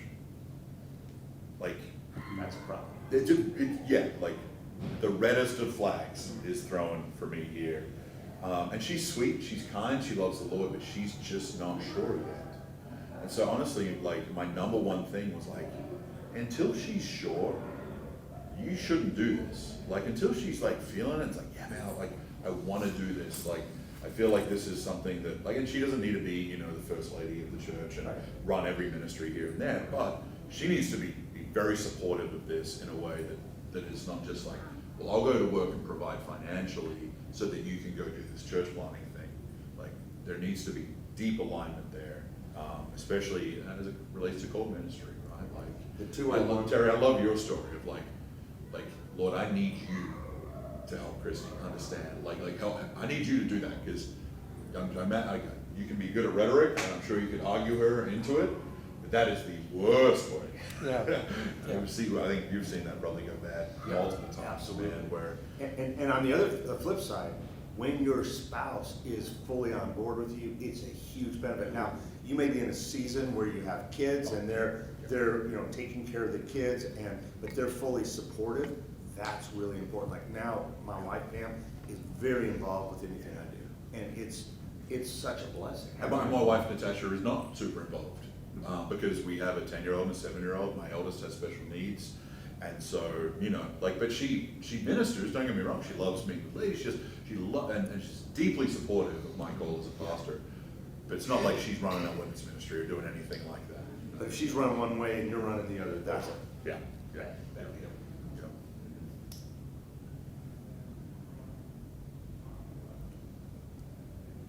Like, I'll tell you this, guys, like, I think the way that you care for your wife is gonna be a pretty clear representation of the way you care for the church.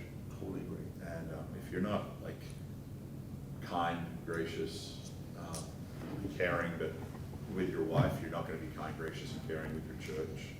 If you're very pragmatic, like, well, just says it, let's do it, let's go. That's how you're probably going to how you lovingly lead and care for your family is it going to be is probably the closest carbon copy to the type of pastor you'll be.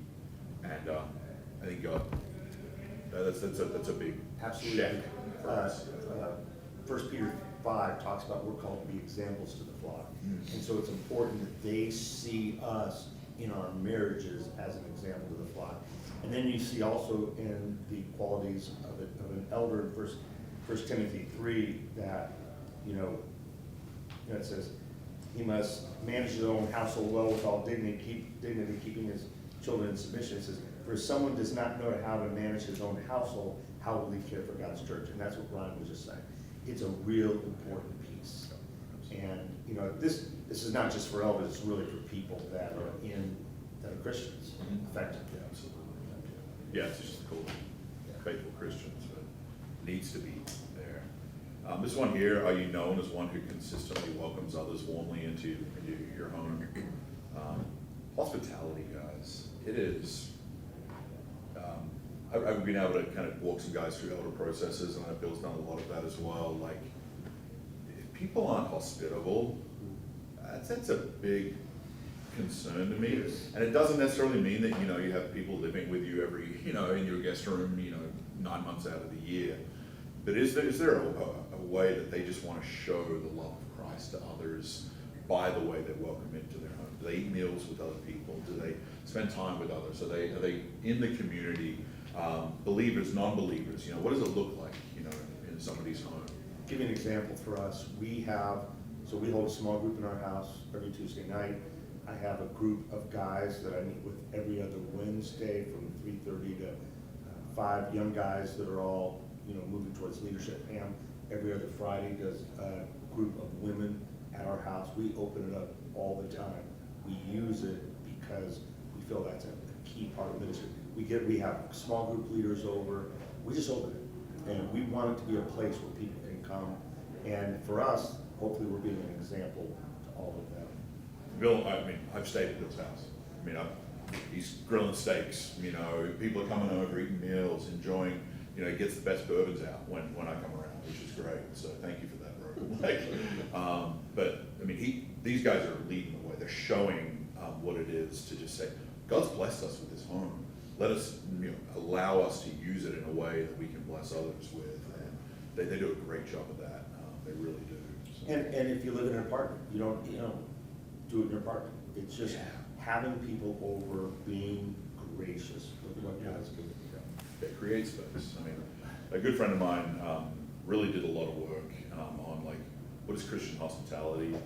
really just kind of came down to this place. It's a place where you can gather together, enemies can become friends, and that we can show the love of Christ to others.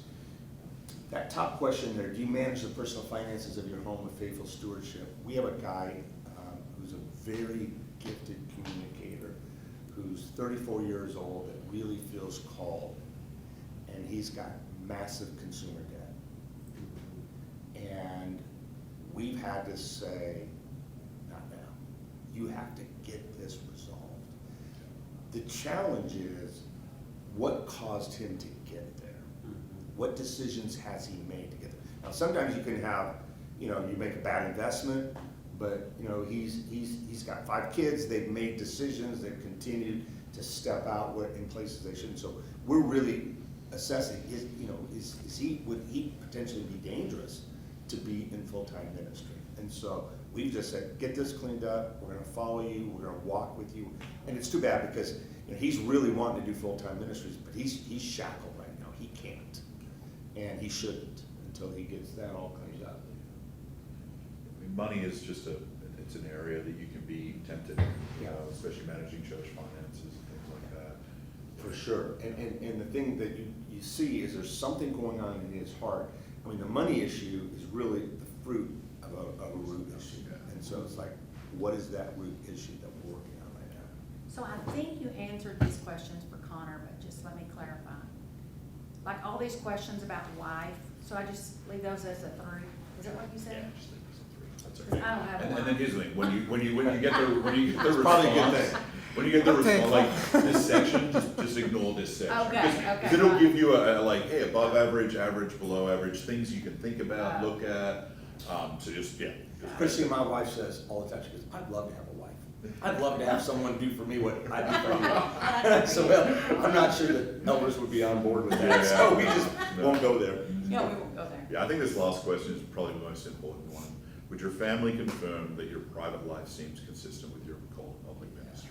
Are you the same person at home as you are in the pulpit, as you minister to people? Is there integrity in the person that you are? I think a lot of guys, man, and this is my thought, dude, this makes me rage. Probably shouldn't do this, so sober-mindedness issue here, but the guy that puts on the preaching voice, puts on the Christian voice, acts The preaching prayer voice. acts a certain way when he's in public, and is very different in private.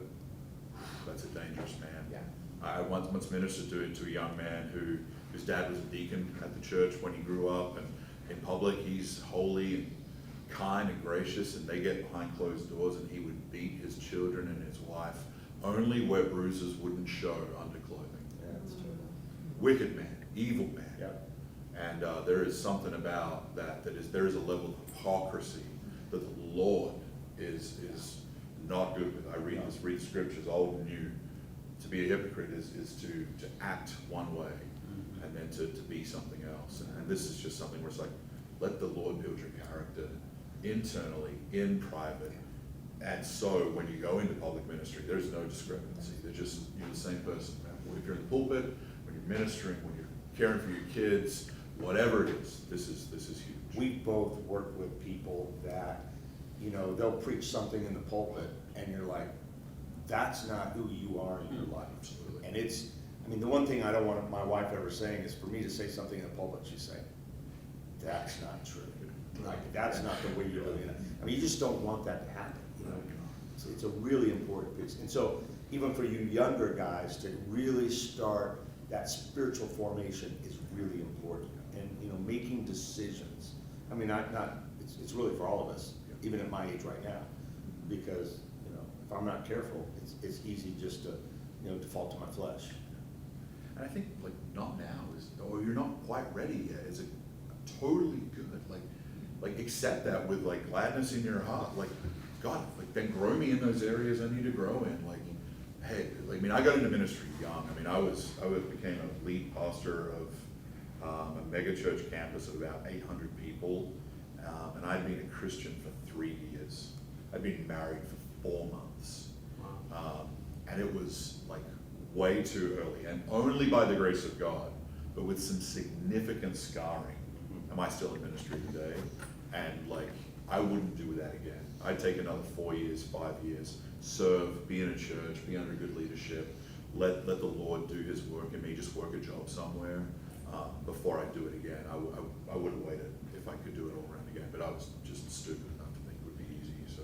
Yeah, and being on staff for a while is really important. I was on staff at Prestonwood for 8 years, and like I learned a lot of things to do, and I learned a lot of things not to do, and I really understood, okay, how can I be better at this? And then, you know, I was involved with the church planting organization that was surrounded, you know, it was Rob Willie and a bunch of other guys, and they surrounded me, and it was just really good to be around those guys, to be able to talk to them. That's one of the beauties of the collective, is that, you know, you've got guys that you can go to that are gonna give you support and help and insight. Yeah.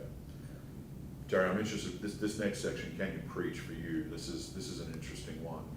And I don't think it's so much even about, like, do you have the practical, like, you know, anyone can learn how to present information, you know, to people. There's this compelling desire factor here that I think is such an important thing, especially in somebody who's been called into vocational, and I want to preach the gospel. I got news that people want to hear, you know, my Greek professor, he said, you know, like, we can translate euangelion to good news, but he's like, I think it's important news is potentially the better translation. And there is a sense of, like, I have important news to share with people, and there's that idea of the burning in your bones, right? That Jeremiah again, like, man, like, if God's calling you to preach, that's a weighty calling, but there's this, like, I just got to do it. I just got to go tell people about Jesus. And so this is an important one. So as you go through, think about that desire, probably above ability. I just totally think we can teach people how to preach. Like, now there's a giftedness that's going to be there, but Can I ask this question? Are any of you doing that right now? Are you teaching? How are you doing it? The college ministry. Oh, cool. The two of us just led the fall retreat 2 weeks ago, and we had 3 teaching opportunities. Yeah, Good. yeah. Cool. How about you? Not yet. Okay. Right now. You doing it now? Yeah, I teach Sunday school weekly and then preach on a rotation. Good. How about you? Yeah, Pastor Nuts allowed me to preach some while. good, excellent, cool. And didn't kick me out yet, so that's amazing. Yeah, no. So I took over preaching. So when Marcel died in October of 2014, I had preached 6 times, and I became the lead preaching pastor, and then began to preach 40 to 50 times a year for the next 5 years. And it was not fun, guys. Like, people are like, you're not as good a preacher as Mark Driscoll. I'm like, I know. Like, I know, I've done this 6 times. Like, no, you're not very good. Like, I know, I'm very aware of that. Like, but like, there was something that I knew that I wanted to do. Something that even when I became a pastor at Mars Hill, and I was going to preach a bunch, I actually was like, I can learn to be a pastor without preaching. And then one day, by the grace of God, I'll get to preach. That day just came a lot quicker than I thought it was going to. I would tell you, any opportunity you get, take it. Yeah. You know, if it's leading a Bible study, if it's any opportunity, and just start getting reps. I learned that early on, and I realized that was an opportunity for me. And learn the foundations, guys. Like, being at Mars Hill, I learned a lot of, like, man, how can I be fancy and pretty and use cool illustrations? And I remember I had Dave Harvey. He came out in 2015. I'd been preaching for about 4 or 5 months, and I had him listen to a couple of my messages, and I said, Dave, tell me about my preaching, critique my preaching. And I really wanted him to tell me, Ron, you're a great preacher. You're amazing. You're excellent.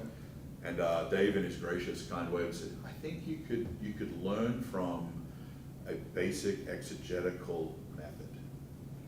And he gave me a couple of guys to listen to, and he recommended I do a Simeon Trust workshop. And then the next year, I actually went into a young preachers cohort that Dave led, did Simeon Trust, went through Man on Fire by Lloyd Jones, which is his book on preaching, and went through about 4 or 5 other guys, and we helped each other grow as preachers, guys who'd been preaching for less than 3 or 4 years. And this idea of learning theological hermeneutic and homiletic principles was really helpful and foundational. So it kind of was like flying the plane, building it at 40,000 feet, but then God was gracious to put the foundation under. don't recommend. Like, there's so much from my story that I do not recommend any of you guys do. Like, take the time, learn, have somebody teach you before you take on the burden of a weekly preaching ministry. One of the things I do even today, so I went through a guy named, he was at Dow Seminary, Ramesh Richards, I wrote a book on expository preaching, and then Brian Chappell's book and Haddon Robinson's book, and then also On Preaching by H.B. Charles. Yep. And I try to go through, read back through a preaching book once or twice a year, because, you know, you can, if you've ever played sports, you can actually get into a bad habit, maybe, let's say you play tennis or something, like all of a sudden, or play golf, and you kind of get a kink in your swing, so you go back to the basics. That's what I love about Al Shebeck, you get back to the basics. And so I would encourage you, you know, as you move forward, if you've read certain books on preaching, you've not arrived. Continue to do it, continue to work on your craft, it's really important. This one here, do you receive positive feedback on the organization and clarity of your content? I could care less if it's positive. This is obviously testing if you're like good at this. Do you receive feedback on your messages? That's a huge thing. Because of my negative experience, I actually now very much am like passionate about not letting guys do and go through like a development the way that I had to. So like I'll meet with guys before, during, sermon prep, just before they preach the message, and then after, to help provide them with feedback. Okay, what happened? You know, like, man, your message said, you know, your notes said this, but then you said that. Like, and helping them, and not ever in a way that's like, dude, you're terrible at this. I can't believe you didn't perform well enough. No, man. I want you to be faithful in the pulpit. I could care less about how great your rhetoric is.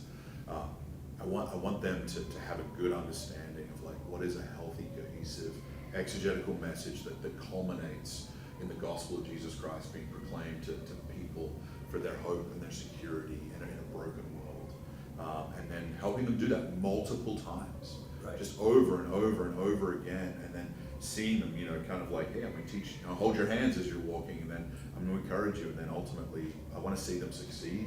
I want to see them be great preachers. And then I want to see them, you know, go into churches and places where they can you know, do really well and faithfully minister the word of God to people. So Terry, I think a good challenge for you, who is the person that does that for you? And make sure you have somebody that you can talk to. And same thing with you. Now, you guys, I gotta believe, I know Rob Willie well enough that he wants to see what you guys are gonna be teaching, at least other guys, which is really good. Yeah.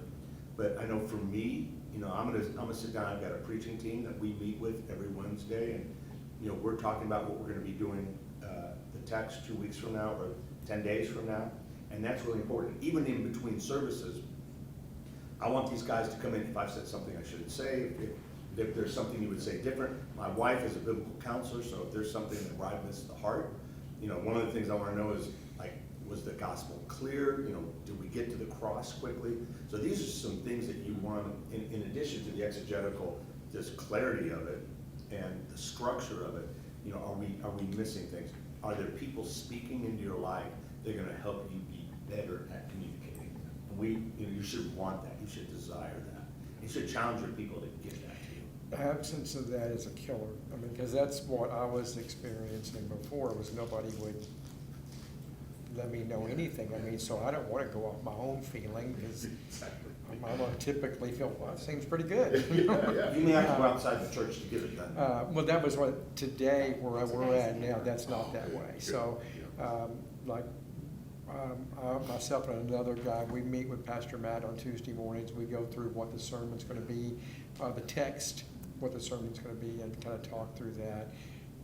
When I preach, he takes and we talk about it some before, and then we talk about it afterwards.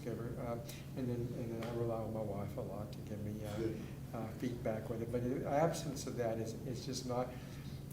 I felt like I was like just kind of floating out there, because I go, yeah, I don't want to think. I know I'm not good, you know, but God's good. I want to know that did what I say Makes sense. Literally, I asked the question, did that make sense? Yeah.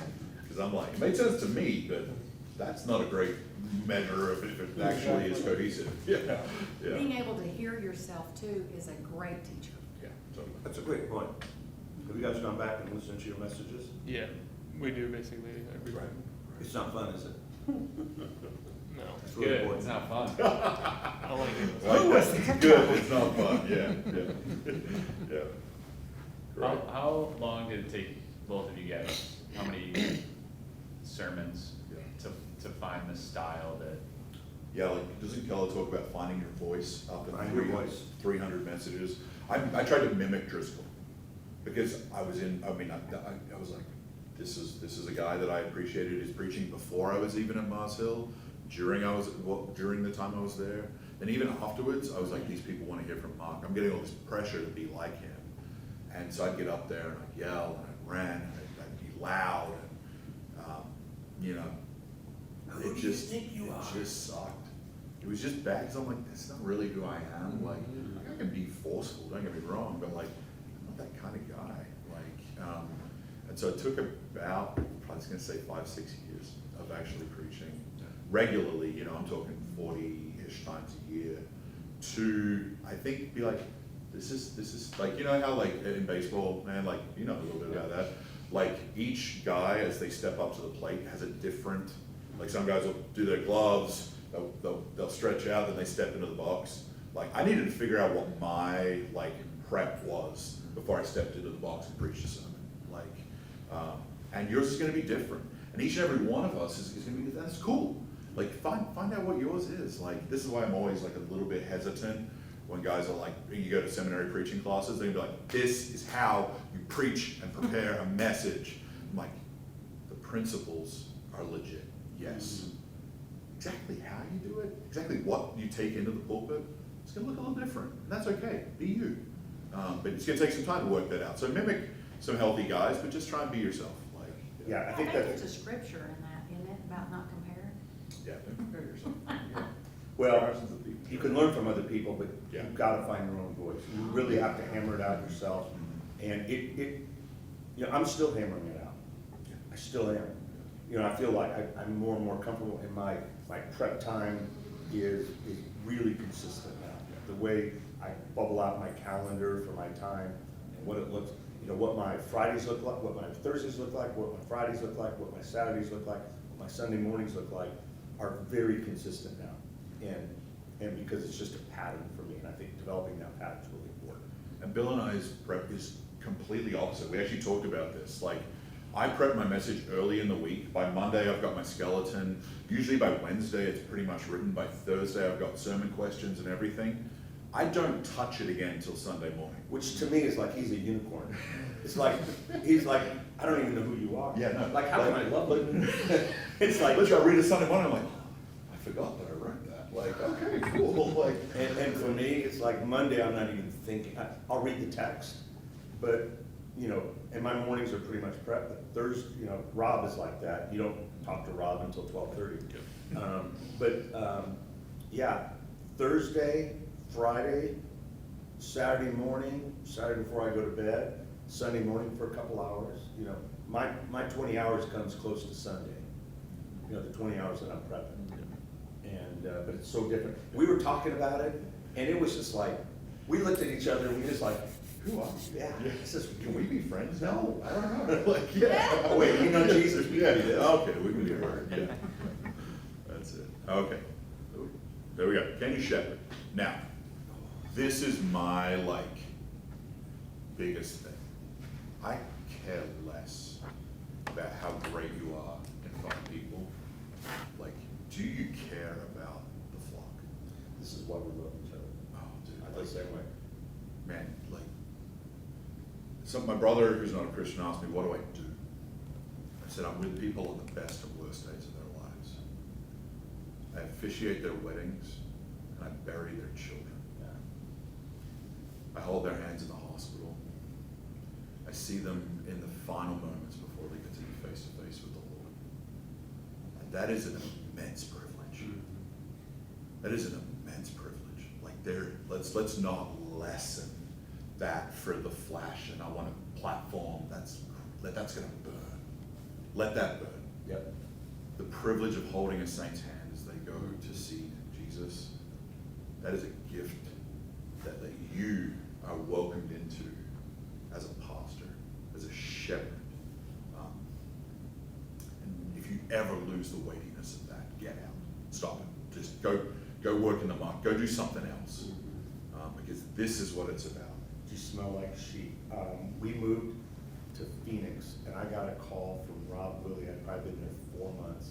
And he says, Bill, we have a family in our church who, the person's dad is in the hospital and is close to dying. Would you, and Rob didn't really even know me, and he said, would you be willing to go down? I said, absolutely. The person didn't know Christ. And I got a chance to go down there, share Christ, lead him to Christ. And we just have had a connection since. It was just, I mean, the people up here were weeping, and that's, you know, you just, your heart has to break for the things that break Jesus' heart. And I think that, you know, you've got to, if you don't have that kind of shepherd's heart, you've got to be praying for it for sure. But read, you know, I mean, read Ezekiel 34 about the false shepherds. You read 1 Peter 5 for sure. You know, you want to have a heart for people, a shepherd's heart. And that will make you a better preacher.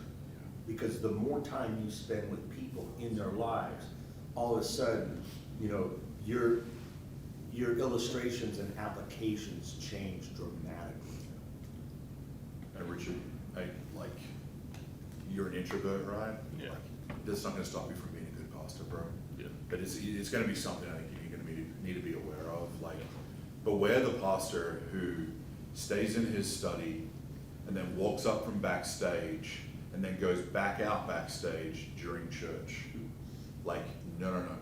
Yeah. We're at the front door. Right. We're hugging people. Man, I'm so happy to see you. How are you doing? Yeah. You know what? Oh, you know their lives. You know what they're dealing with. You know what's happening. It's a privilege to put your arm around somebody and just walk with them to their seat in church and like, tell me what happened this week. Yep. You know, tell me what's going on with your daughter, man. I'm so sorry she's sick or walking, straying from the Lord. Let's pray together. Let's go to the Lord together. There is just that's what makes a church, man. Like, You weep over the prayer list. You have that prayer list. You're making calls. You know, nobody's having to prompt you to do it. Like, you want to do it. And that's really important. yeah. This is the second question here. Do you have a reputation for consistently encouraging others? Encouragement, man, I don't know. It's like the secret sauce. It really is, man. You just see, like, you see the Lord in them. You see, and you let them know, like, dude, see what God's doing in your life. Because most of us can't see what God's doing in our lives while He's doing it, right? But like, having people around you who can see that and encourage you, man, keep pressing into that. Keep following Jesus. Like, Connor, right? Like, man, you want to be a pastor? Pursue residency, man. Keep serving faithfully. Like, it's a good thing, man. And I can see that there's like the Lord's doing something there. And like, be about that. Like ride this thing. You may never actually end up being a pastor, but I don't ever want you to wander, right? Like, squeeze every drop of juice out of the like question, am I called? Before you're like, no. Or, yeah. But like, don't live a life of regret, man. Like, worrying about that, because it's an important calling. And I don't ever want you to like walk me like, oh man. That encouragement is really important. I think, and even if you don't do full-time ministry, you're called to do ministry. We're all, I mean, that's part of this, is we're all called to do ministry. And whether it's vocational or not. Yeah. And I said it in the beginning, like, are you already doing it? Because when, like, we ordain somebody, all we're doing is just affirming God's call on them, what they're already doing. We're just as men, we're affirming what God is already doing in them. Yeah. I mean, for every guy that I've brought up and told the church, hey, we're presenting him to become a pastor, like, I never want somebody to be like, oh, that guy? Like, because they've already been pastoring, right? Like, this is not like, if you think you're gonna stop pastoring after you get the title pastor, you're a fool. Like, just be loving people, caring for them, pointing them to Jesus, you know, meeting them in their times of struggle and difficulty. Like, if you're doing that, then everyone's like, of course. They're not already? Like, that should be the question. Yeah, like, what oh, took that you so guy- long? Exactly, that guy's not a pastor already? Okay, yeah, he should be. Yeah. And that instinct to care for people in times of trial and crisis, there's something about that. You're compelled. Yeah. You guys saw that with Ryan leaning into Christy. Yeah. And that's that's ministry. That's, God's given him a heart for that. That's really important. I see that, right? It's a good thing. It's a gift, guys. Like, Wayne Grudem taught at Retrain up in Seattle.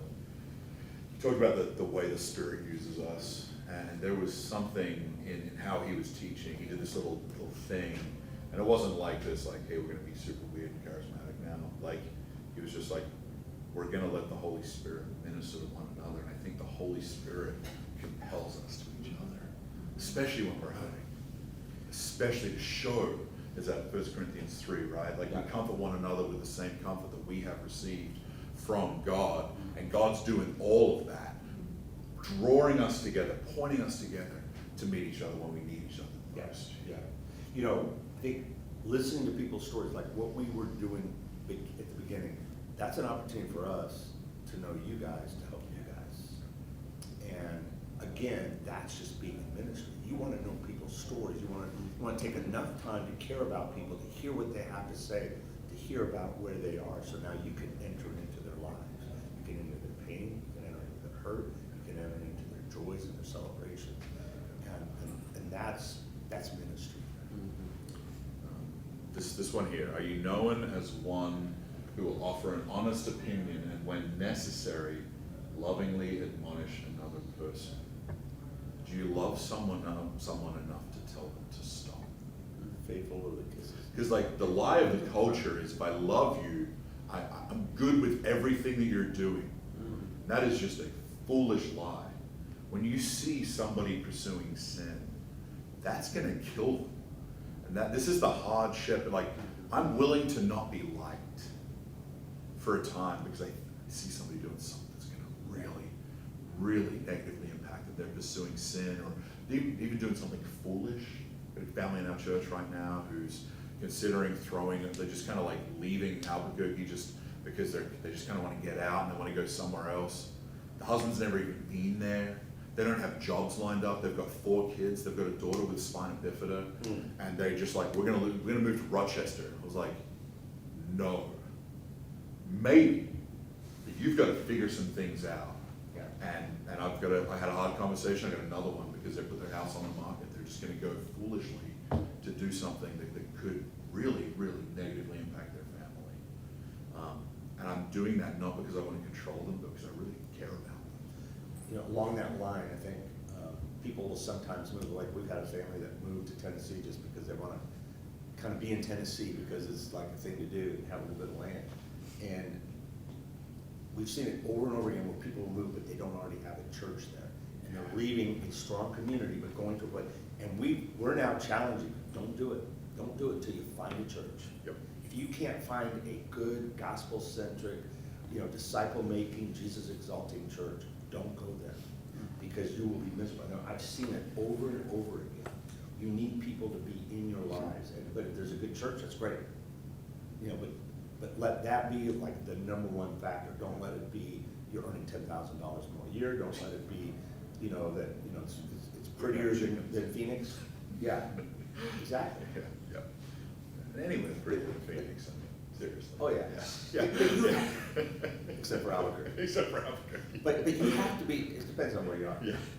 You have to be willing to speak into people's lives in a loving way, and help them to think about it, ask questions, so you know where they are. And that motive of control or love is an important one to discern, right? Like early on, I was like, I'm your pastor, you should listen to me.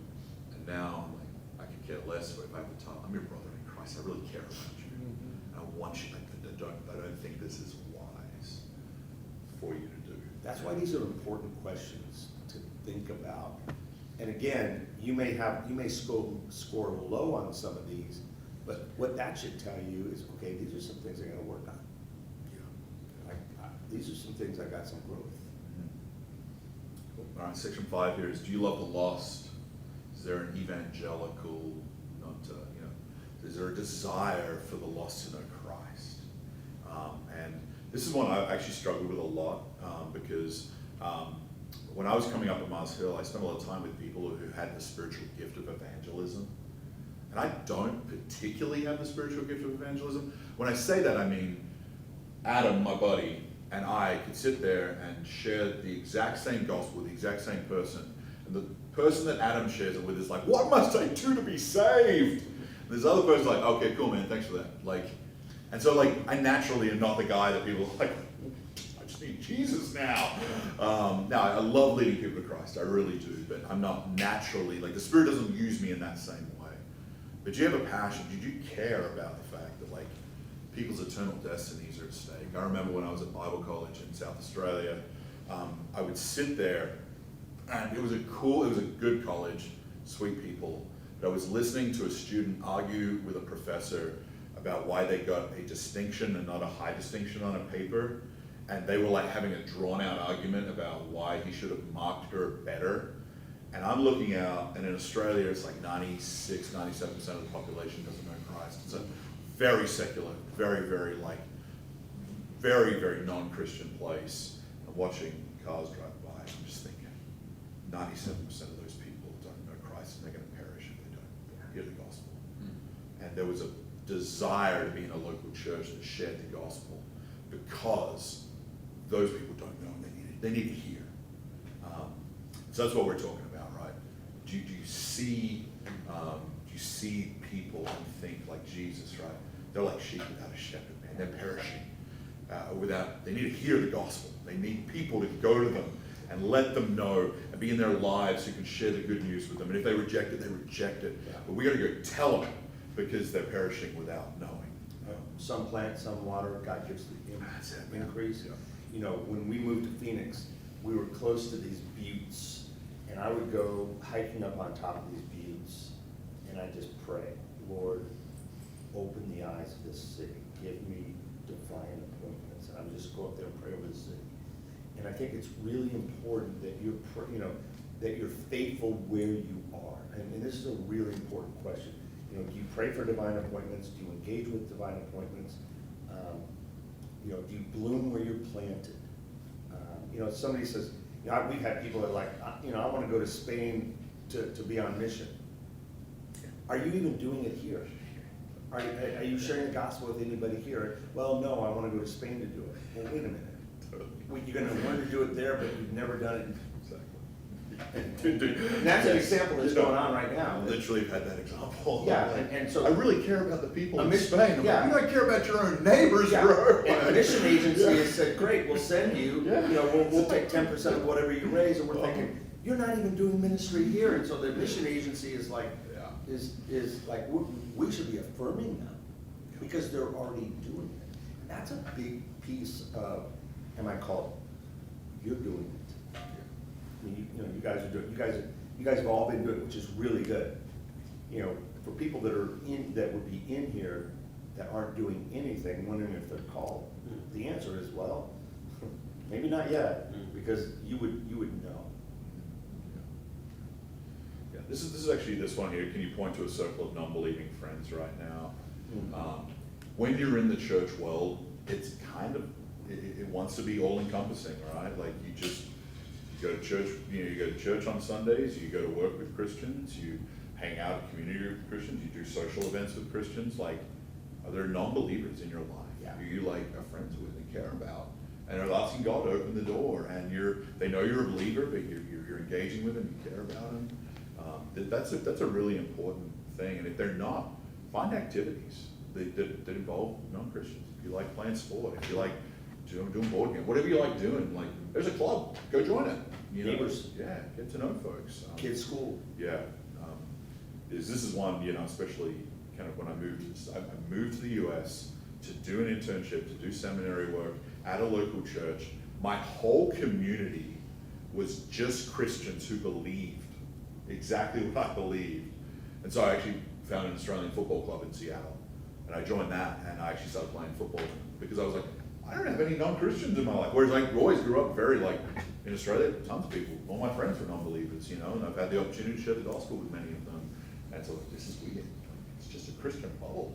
It's a hard bubble to be in. I shared this story on Sunday because it was, Jesus, when he called Levi, and then Levi had Jesus and the disciples into his home with sinners and tax collectors. And I said, do you have a heart and love for sinners and tax collectors? Do you invite them into your home? And I said, when we got saved, all we knew were unbelievers. And we invited, we had this Bible study, we started inviting all of our in-church friends, and the guy that led us to Christ was thrilled. We just saw a lot of fruit. And then, we get involved in church, our kids are going to Christian school now, and we had this program where we did Who's Your Five, and it was for Easter, and so it's like, you get a card, you write down 5 people that are in your circle of influence that don't know Christ, that you can engage with, that you can, that you pray for, engage with, and then invite. And I asked our boys to write down 5 names. They couldn't. And my wife and I, we looked at each other and said, we got a problem here. We become such a Christian bubble. I told this story to the church. I said, does that describe your life? And I think in ministry, you've got to find ways to engage with the lost. And for us, it's like we're living in an area right now where, like, I don't know if we've met any believers, and it's in the part of town we're in. It's great. And so we're getting to know, we have our neighbors into our home. We're being intentional about it. So think about that for yourself too. How can we be about that with the college ministry? And what a great opportunity.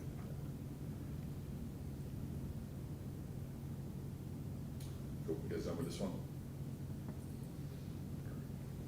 Actually, this last question is a good one. Does your orientation towards scripture and mission enable you to see beyond your church or tribe and motivate you to play a part in reaching the lost in other nations?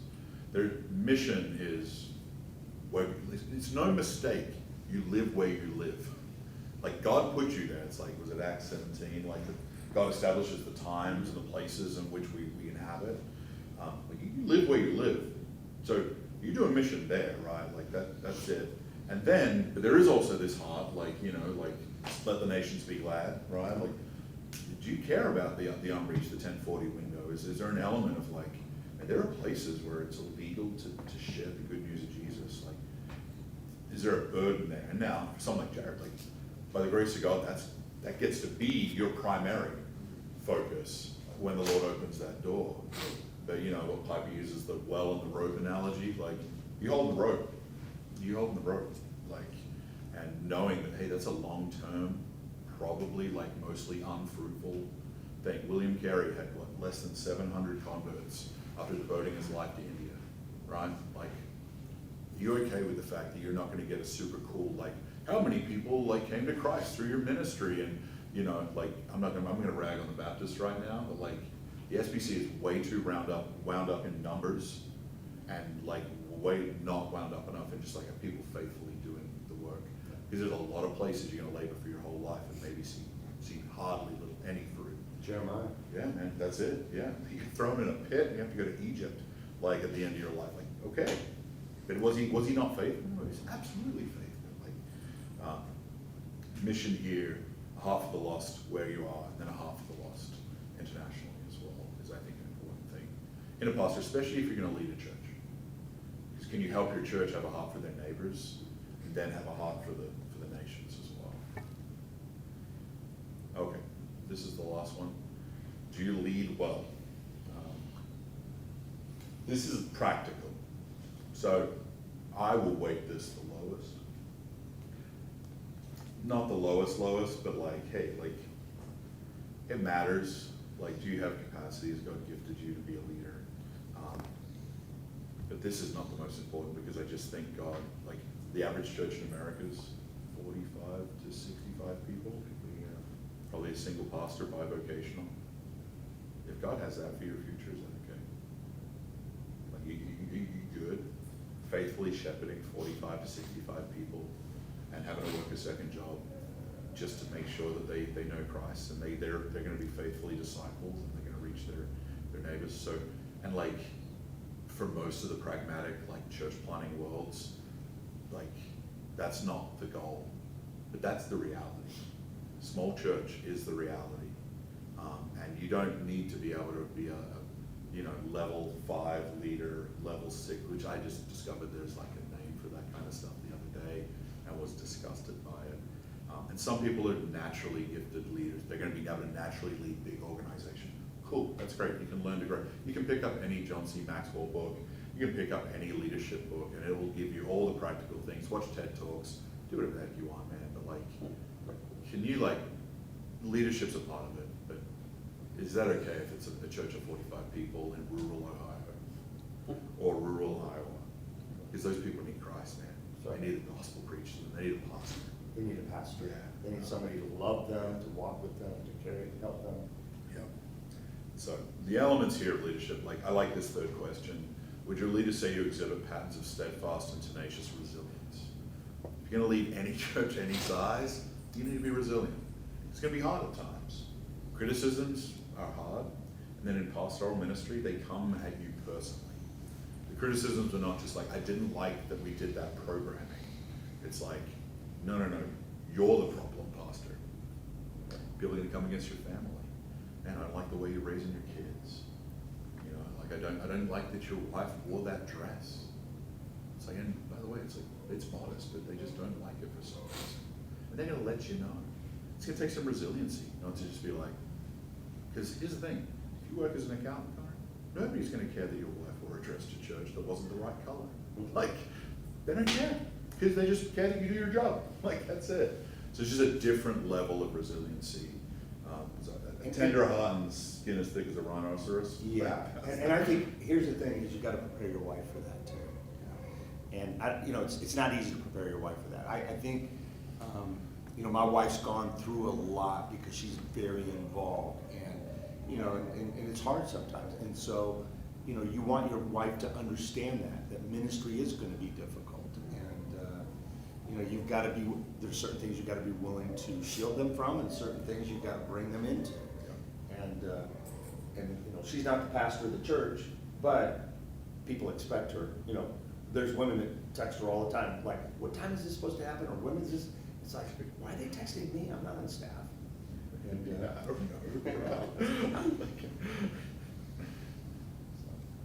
This is also an important thing, I think, like, if you're looking at maybe going into an existing church as a pastor, and you are married, like, be very clear, like, you're not employing my wife, and if you would like to employ my wife, you're welcome to create a job description and approach her with an offer of employment.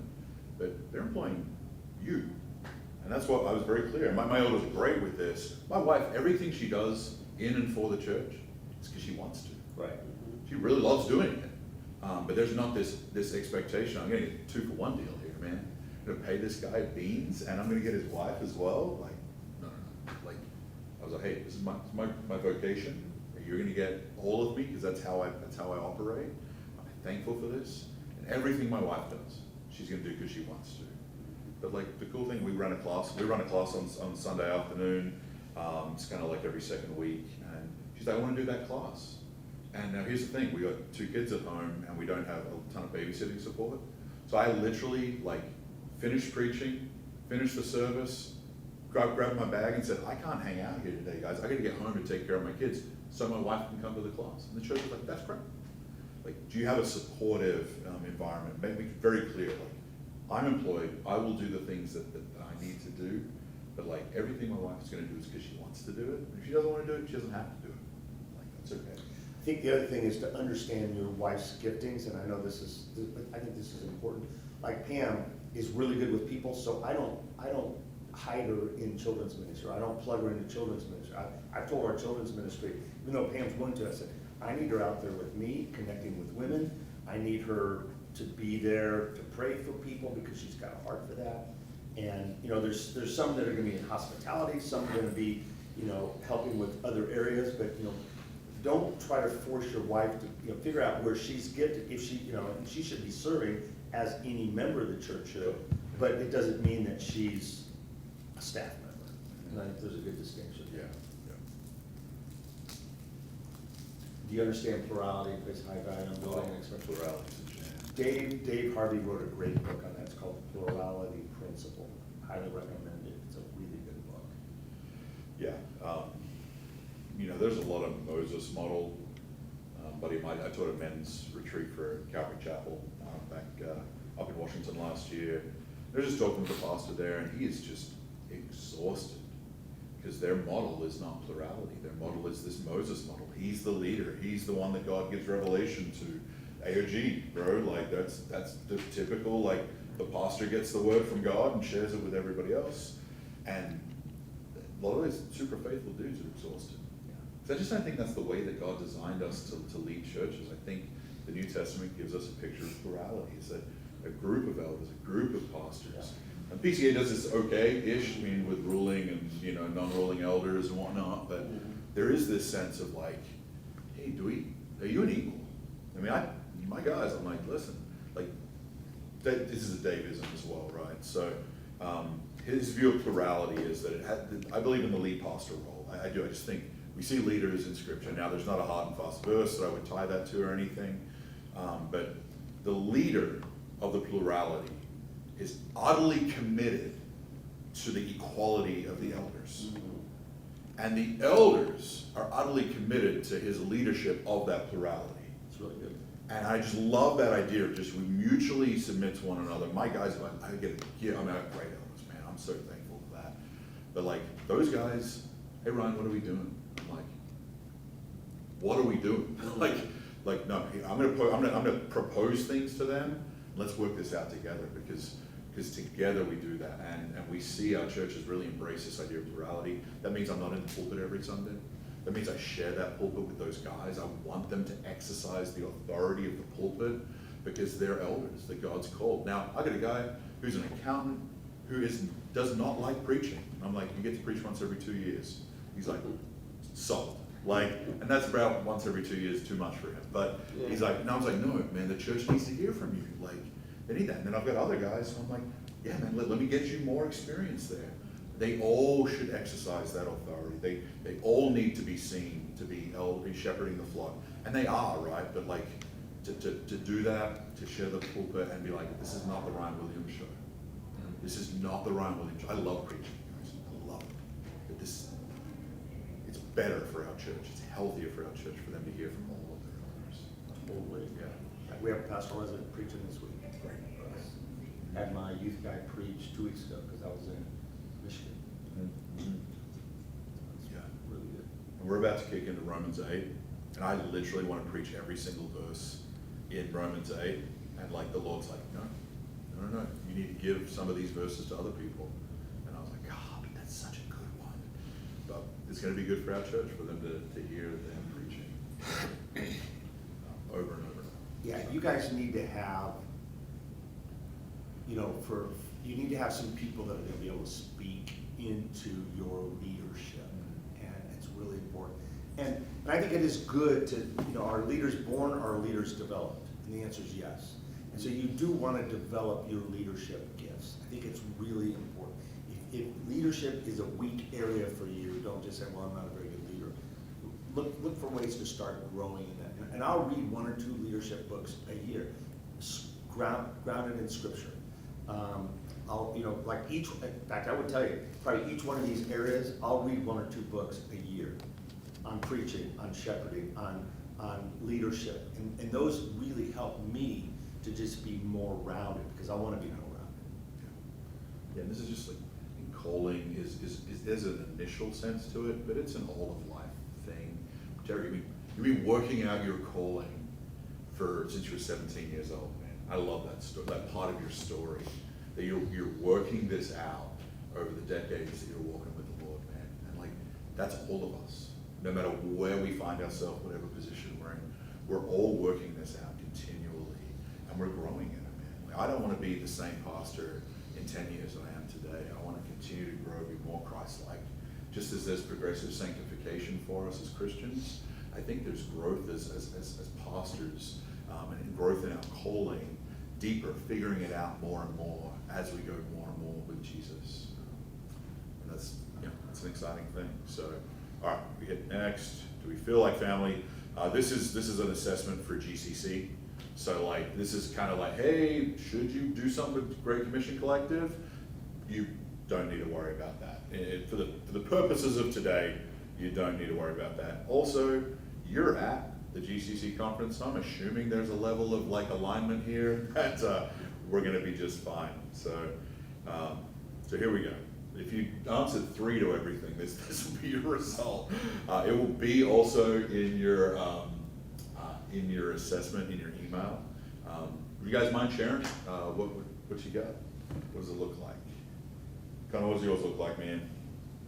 86%. Okay, so what's your big category? What's your small category? Big category, small category? Ish. Is your home healthy? Pronounced strength. Can you preach? Pronounced strength. Do you love the lost? Is average. Below 1. Cool. Once again, this is not like, and you should or shouldn't. This is just like it helps. So for you, next steps, you have a great church here. And, you know, you have a history, I'll be honest, if that's okay. You have a history, as I wrote down, you've jumped around a lot.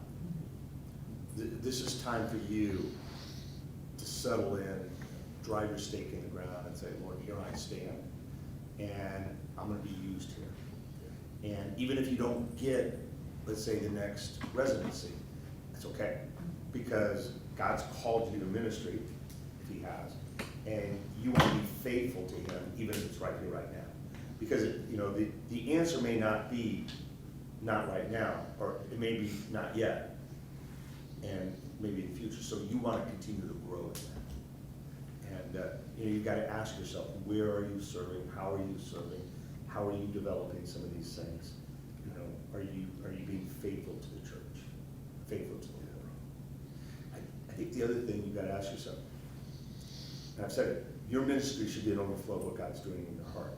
How are you in the Word? How are you in your prayer life? How are you in your personal devotion life? Where literally, because when Ryan was talking about, you just got to get it out. Because if you're steeped in God's Word, you want to tell other people about it. And so let that just be an overflow. And so you're how old now? 28. 28. And you're still young. You still got a lot of opportunities. So. Thank you, bro. Thank you. Richard, what do you? I was 80 something. The website crashed when I got my results. Excellent. So Excellent. I was 80 something. Yeah, 80 something. Yeah. Is it in your email? Did you get it in your email? Not yet. Okay, okay. Yeah. All right. What do you think you were strong in, and what do you think you were weak in? Yeah, when I scrolled down to see it, I saw the breakdowns. My lowest one, I believe, was the "Do you love the lost" section. Okay. Yeah, specifically for like what you guys pointed to. My circle of non-believing friends is really limited. It has them in a Christian context, post-secular school. And then other than that, the biggest one that I noticed was,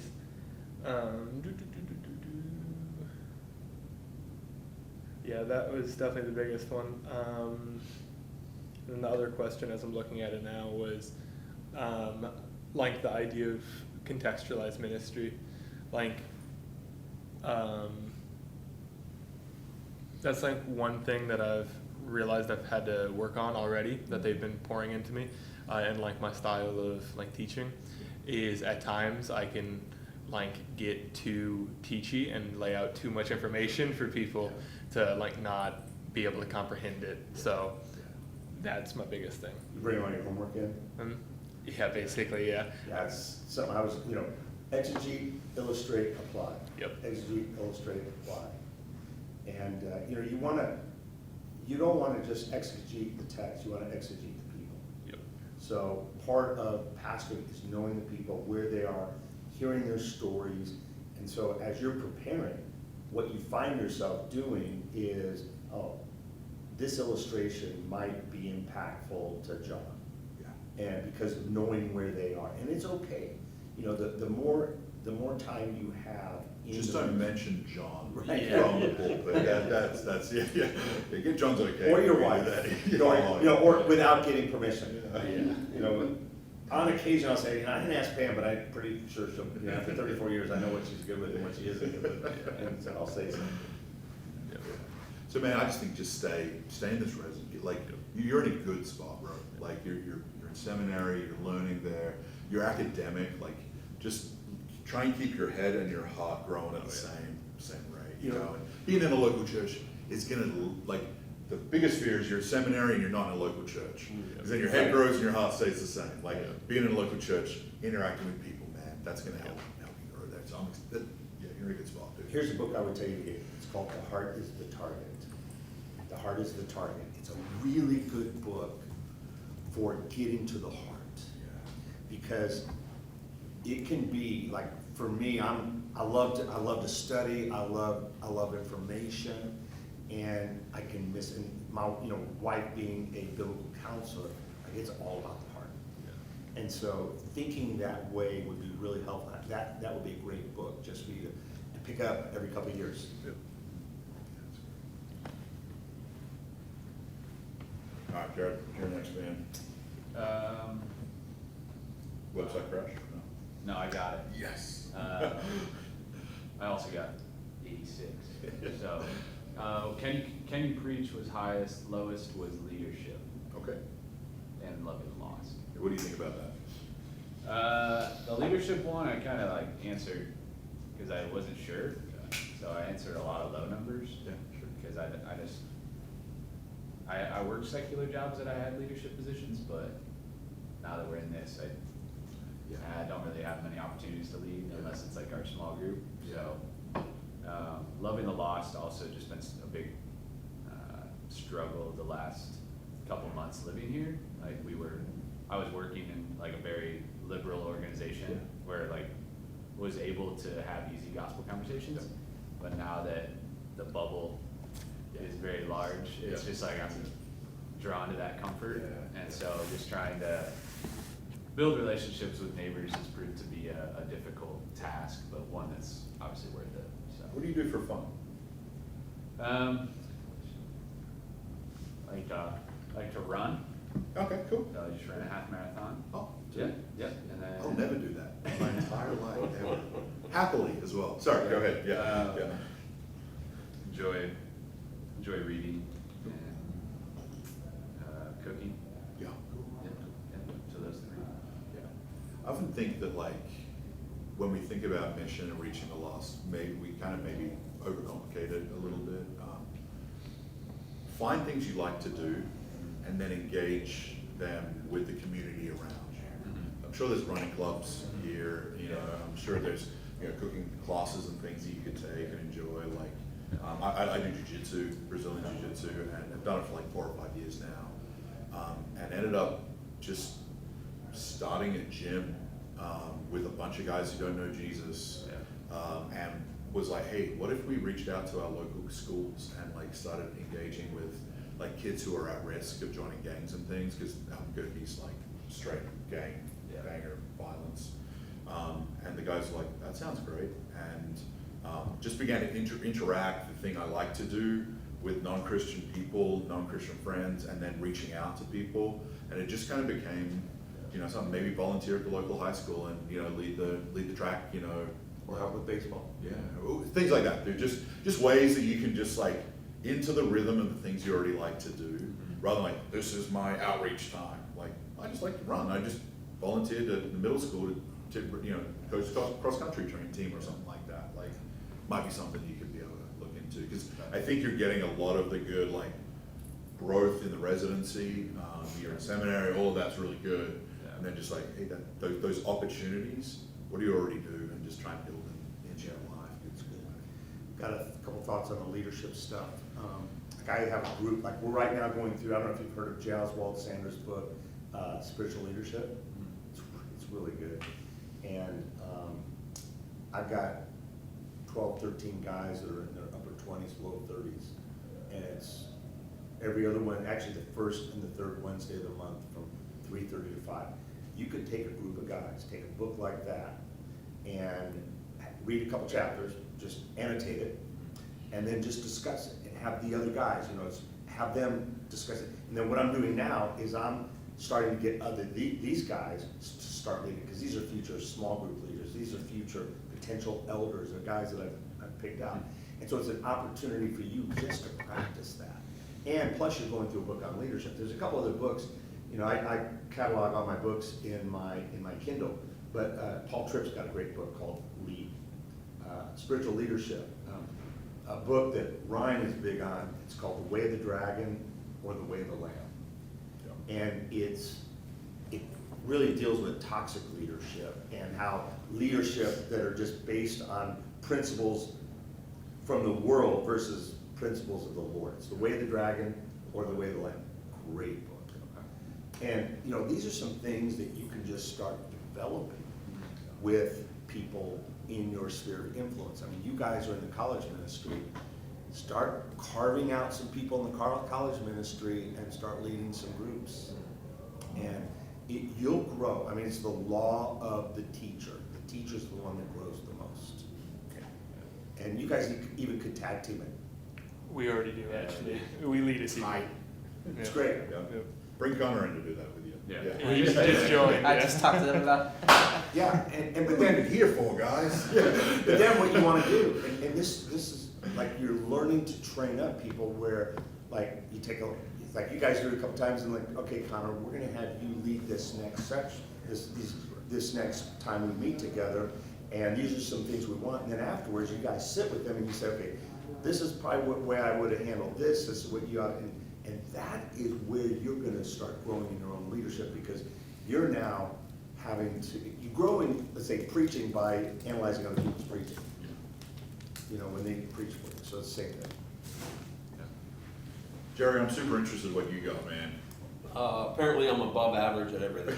You've done it for like, for a few decades. I have no real strength, but I'm above average. Hey, that's great. No, man. I got 4 out of 5 out of everything, so the total was 83. Cool. Pronounced strength was that I really like the GCC family. So, Sweet, yeah, man. but no, everything was like right the same, 4 out of 5. Yeah, awesome. My recommendation to you, especially as you're like, should I plant? GCC's assessment stuff is really good.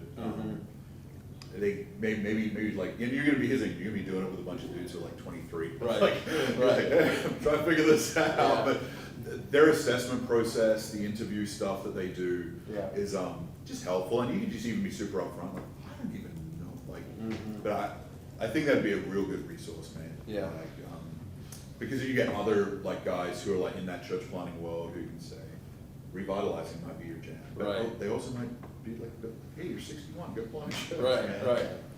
Tell us about the community that you're in right now. How big is it? Where I live currently.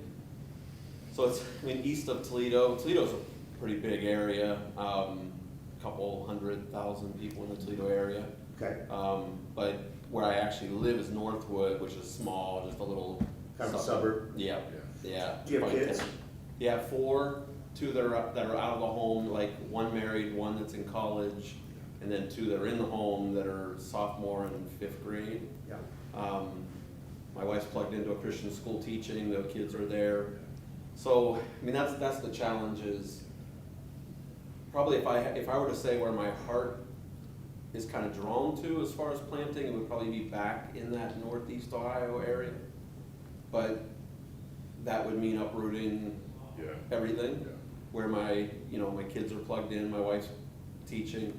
Not that anybody's opposed to that we couldn't do that, but, as like a son that's a sophomore, Yeah. he's now just starting to get Tough. established with friends and playing varsity sports, and so, it's just, do I So- wanna do that at this season? Is there a good church where you are? I mean, a good gospel teaching, or is there room for other gospel teaching, disciple-making churches? Well, there's definitely room for more. Yeah. I would say there's one, there's one church that I would be attracted to as far as like, I could go there, that could be my church, plug in whatever way, I could. They're not looking for a staff member at this point.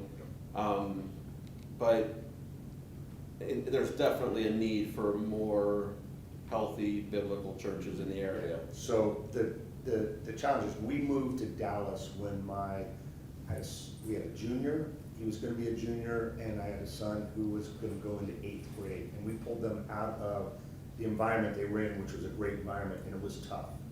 But the value of them being in school still was, we would go to all the games, we got to know families, and that's one of the ways we built the church, was through the relationship with kids in our area. And so for you, if you're gonna plant, to parachute into another area where you may not know as many people, may not be connected, that's gonna be tough.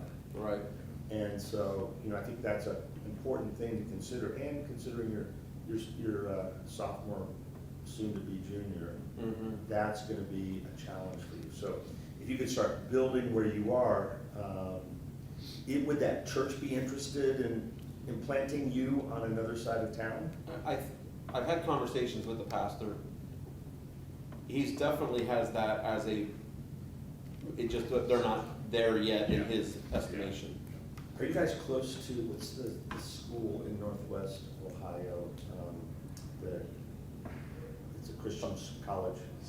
Cedarville. So that would be Southwest Ohio. Okay. Yeah, that's where my kids have gone. Okay. My daughter graduated, my son's there now. Okay.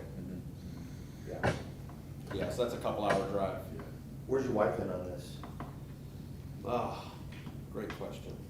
It's a board question. Yeah, I mean, my wife will always, she'll give you her like thoughts and then she'll say, but I want you to know that whatever God calls you to, I'm with you. Okay. So she always finishes with that. But, you know, we've heard a lot of planting horror stories in our lives. So there's a part of her that kind of goes like, oh boy, planting is daunting and it scares me. But at the same time, you know, I think any pastoral role requires, you know, at this point, we're talking about a move, we're talking about, so there's just a lot to it that is challenging. But she's, I mean, yeah, she is a lot like you were describing your wife. She's faithful, she's, you know, she doesn't see herself as the great pastor's wife, but she is. She's amazing in coming alongside, caring for other people.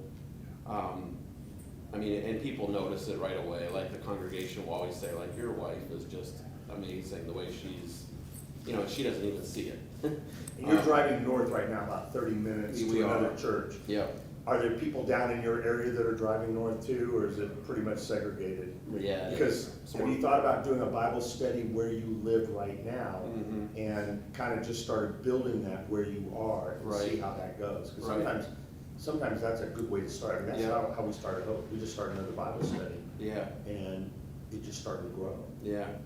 No, I have considered that, and like even just our own neighborhood, just kind of like, is there anybody right here that would maybe, you know, whether they're a believer or not, you know, maybe they'd be open to coming into our home and having, and, you know, just other ways of, whether you're having them over for dinner or whatever, just trying to build relationships. But, yeah, that's a thought that I've had.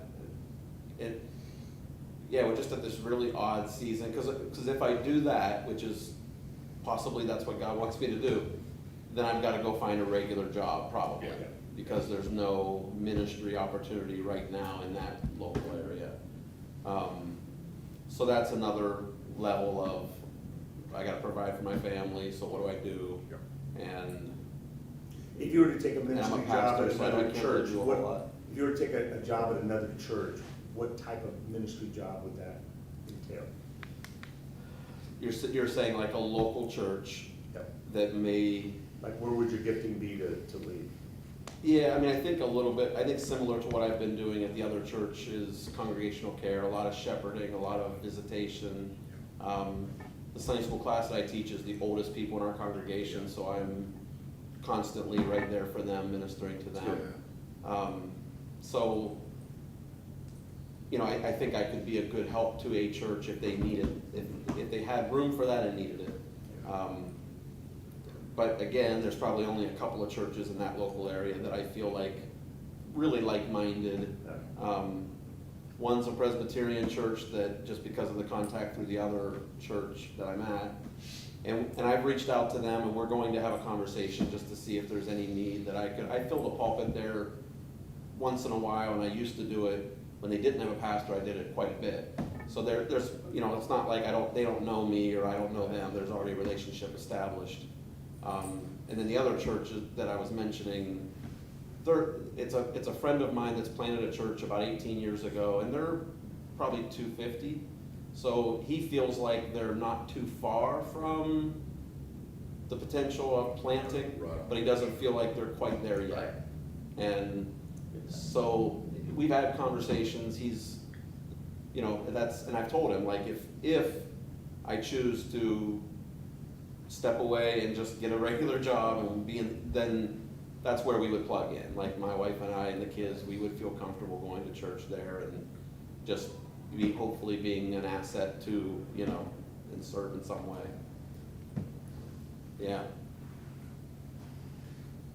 Terry, what popped up for you, man? I'm supremely interested. My, I guess this, I guess on the highest number, what's going Yeah, on there, whatever, yeah. is on your home health, which is interesting, and that's been a work that's taken to get to where I think we are today. You know, 37 not years, just man. not just Yeah. with us, but our relationship with our adult kids, and just having, you know, God's grace to be able to knuckleheadedness and not but Listen up, old. Yeah. Yeah. You're in your 20s or 30s. Yeah. Let's listen up, yeah.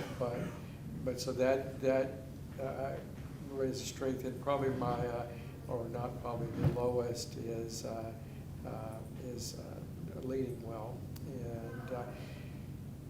And I think I'm gonna be always super, and justifiably so, hard on myself, because I've been a bad leader. And I want to be a good leader. And so therefore, I'm just not gonna ever grade myself good. I just can't, because I've seen my bad side of leadership. And I got 6 examples here of the ways that I failed to do this. yeah, Yeah. so just constantly a work in progress. Well, all of these are, but in that, I've seen my failures hard at that, so. Yeah, I mean, I think if, you know, God is really calling you to be a pastor, you know, there are ways that you can offset those weaknesses. And if you feel like, man, this kind of the leadership stuff is find a church that's got somebody who's really good at that, maybe more of an executive function, that then frees you up to just pastor people, preach the word, care for them, engage with them, love them. You know, there are ways that, none of us are omni-gifted, right? Like, that's just not, you know, Christ was, because he's literally the creator of the universe. But we have different gifts, and that's why we need the body, is that we don't lead alone, you know, we don't come in alone, plurality, you know, we share gifts and skills. Even in the church, we do that as well. So maybe as you're looking for opportunities and asking God, would you open a door? You know, be discerning about these areas that, you know, I'm probably not that guy.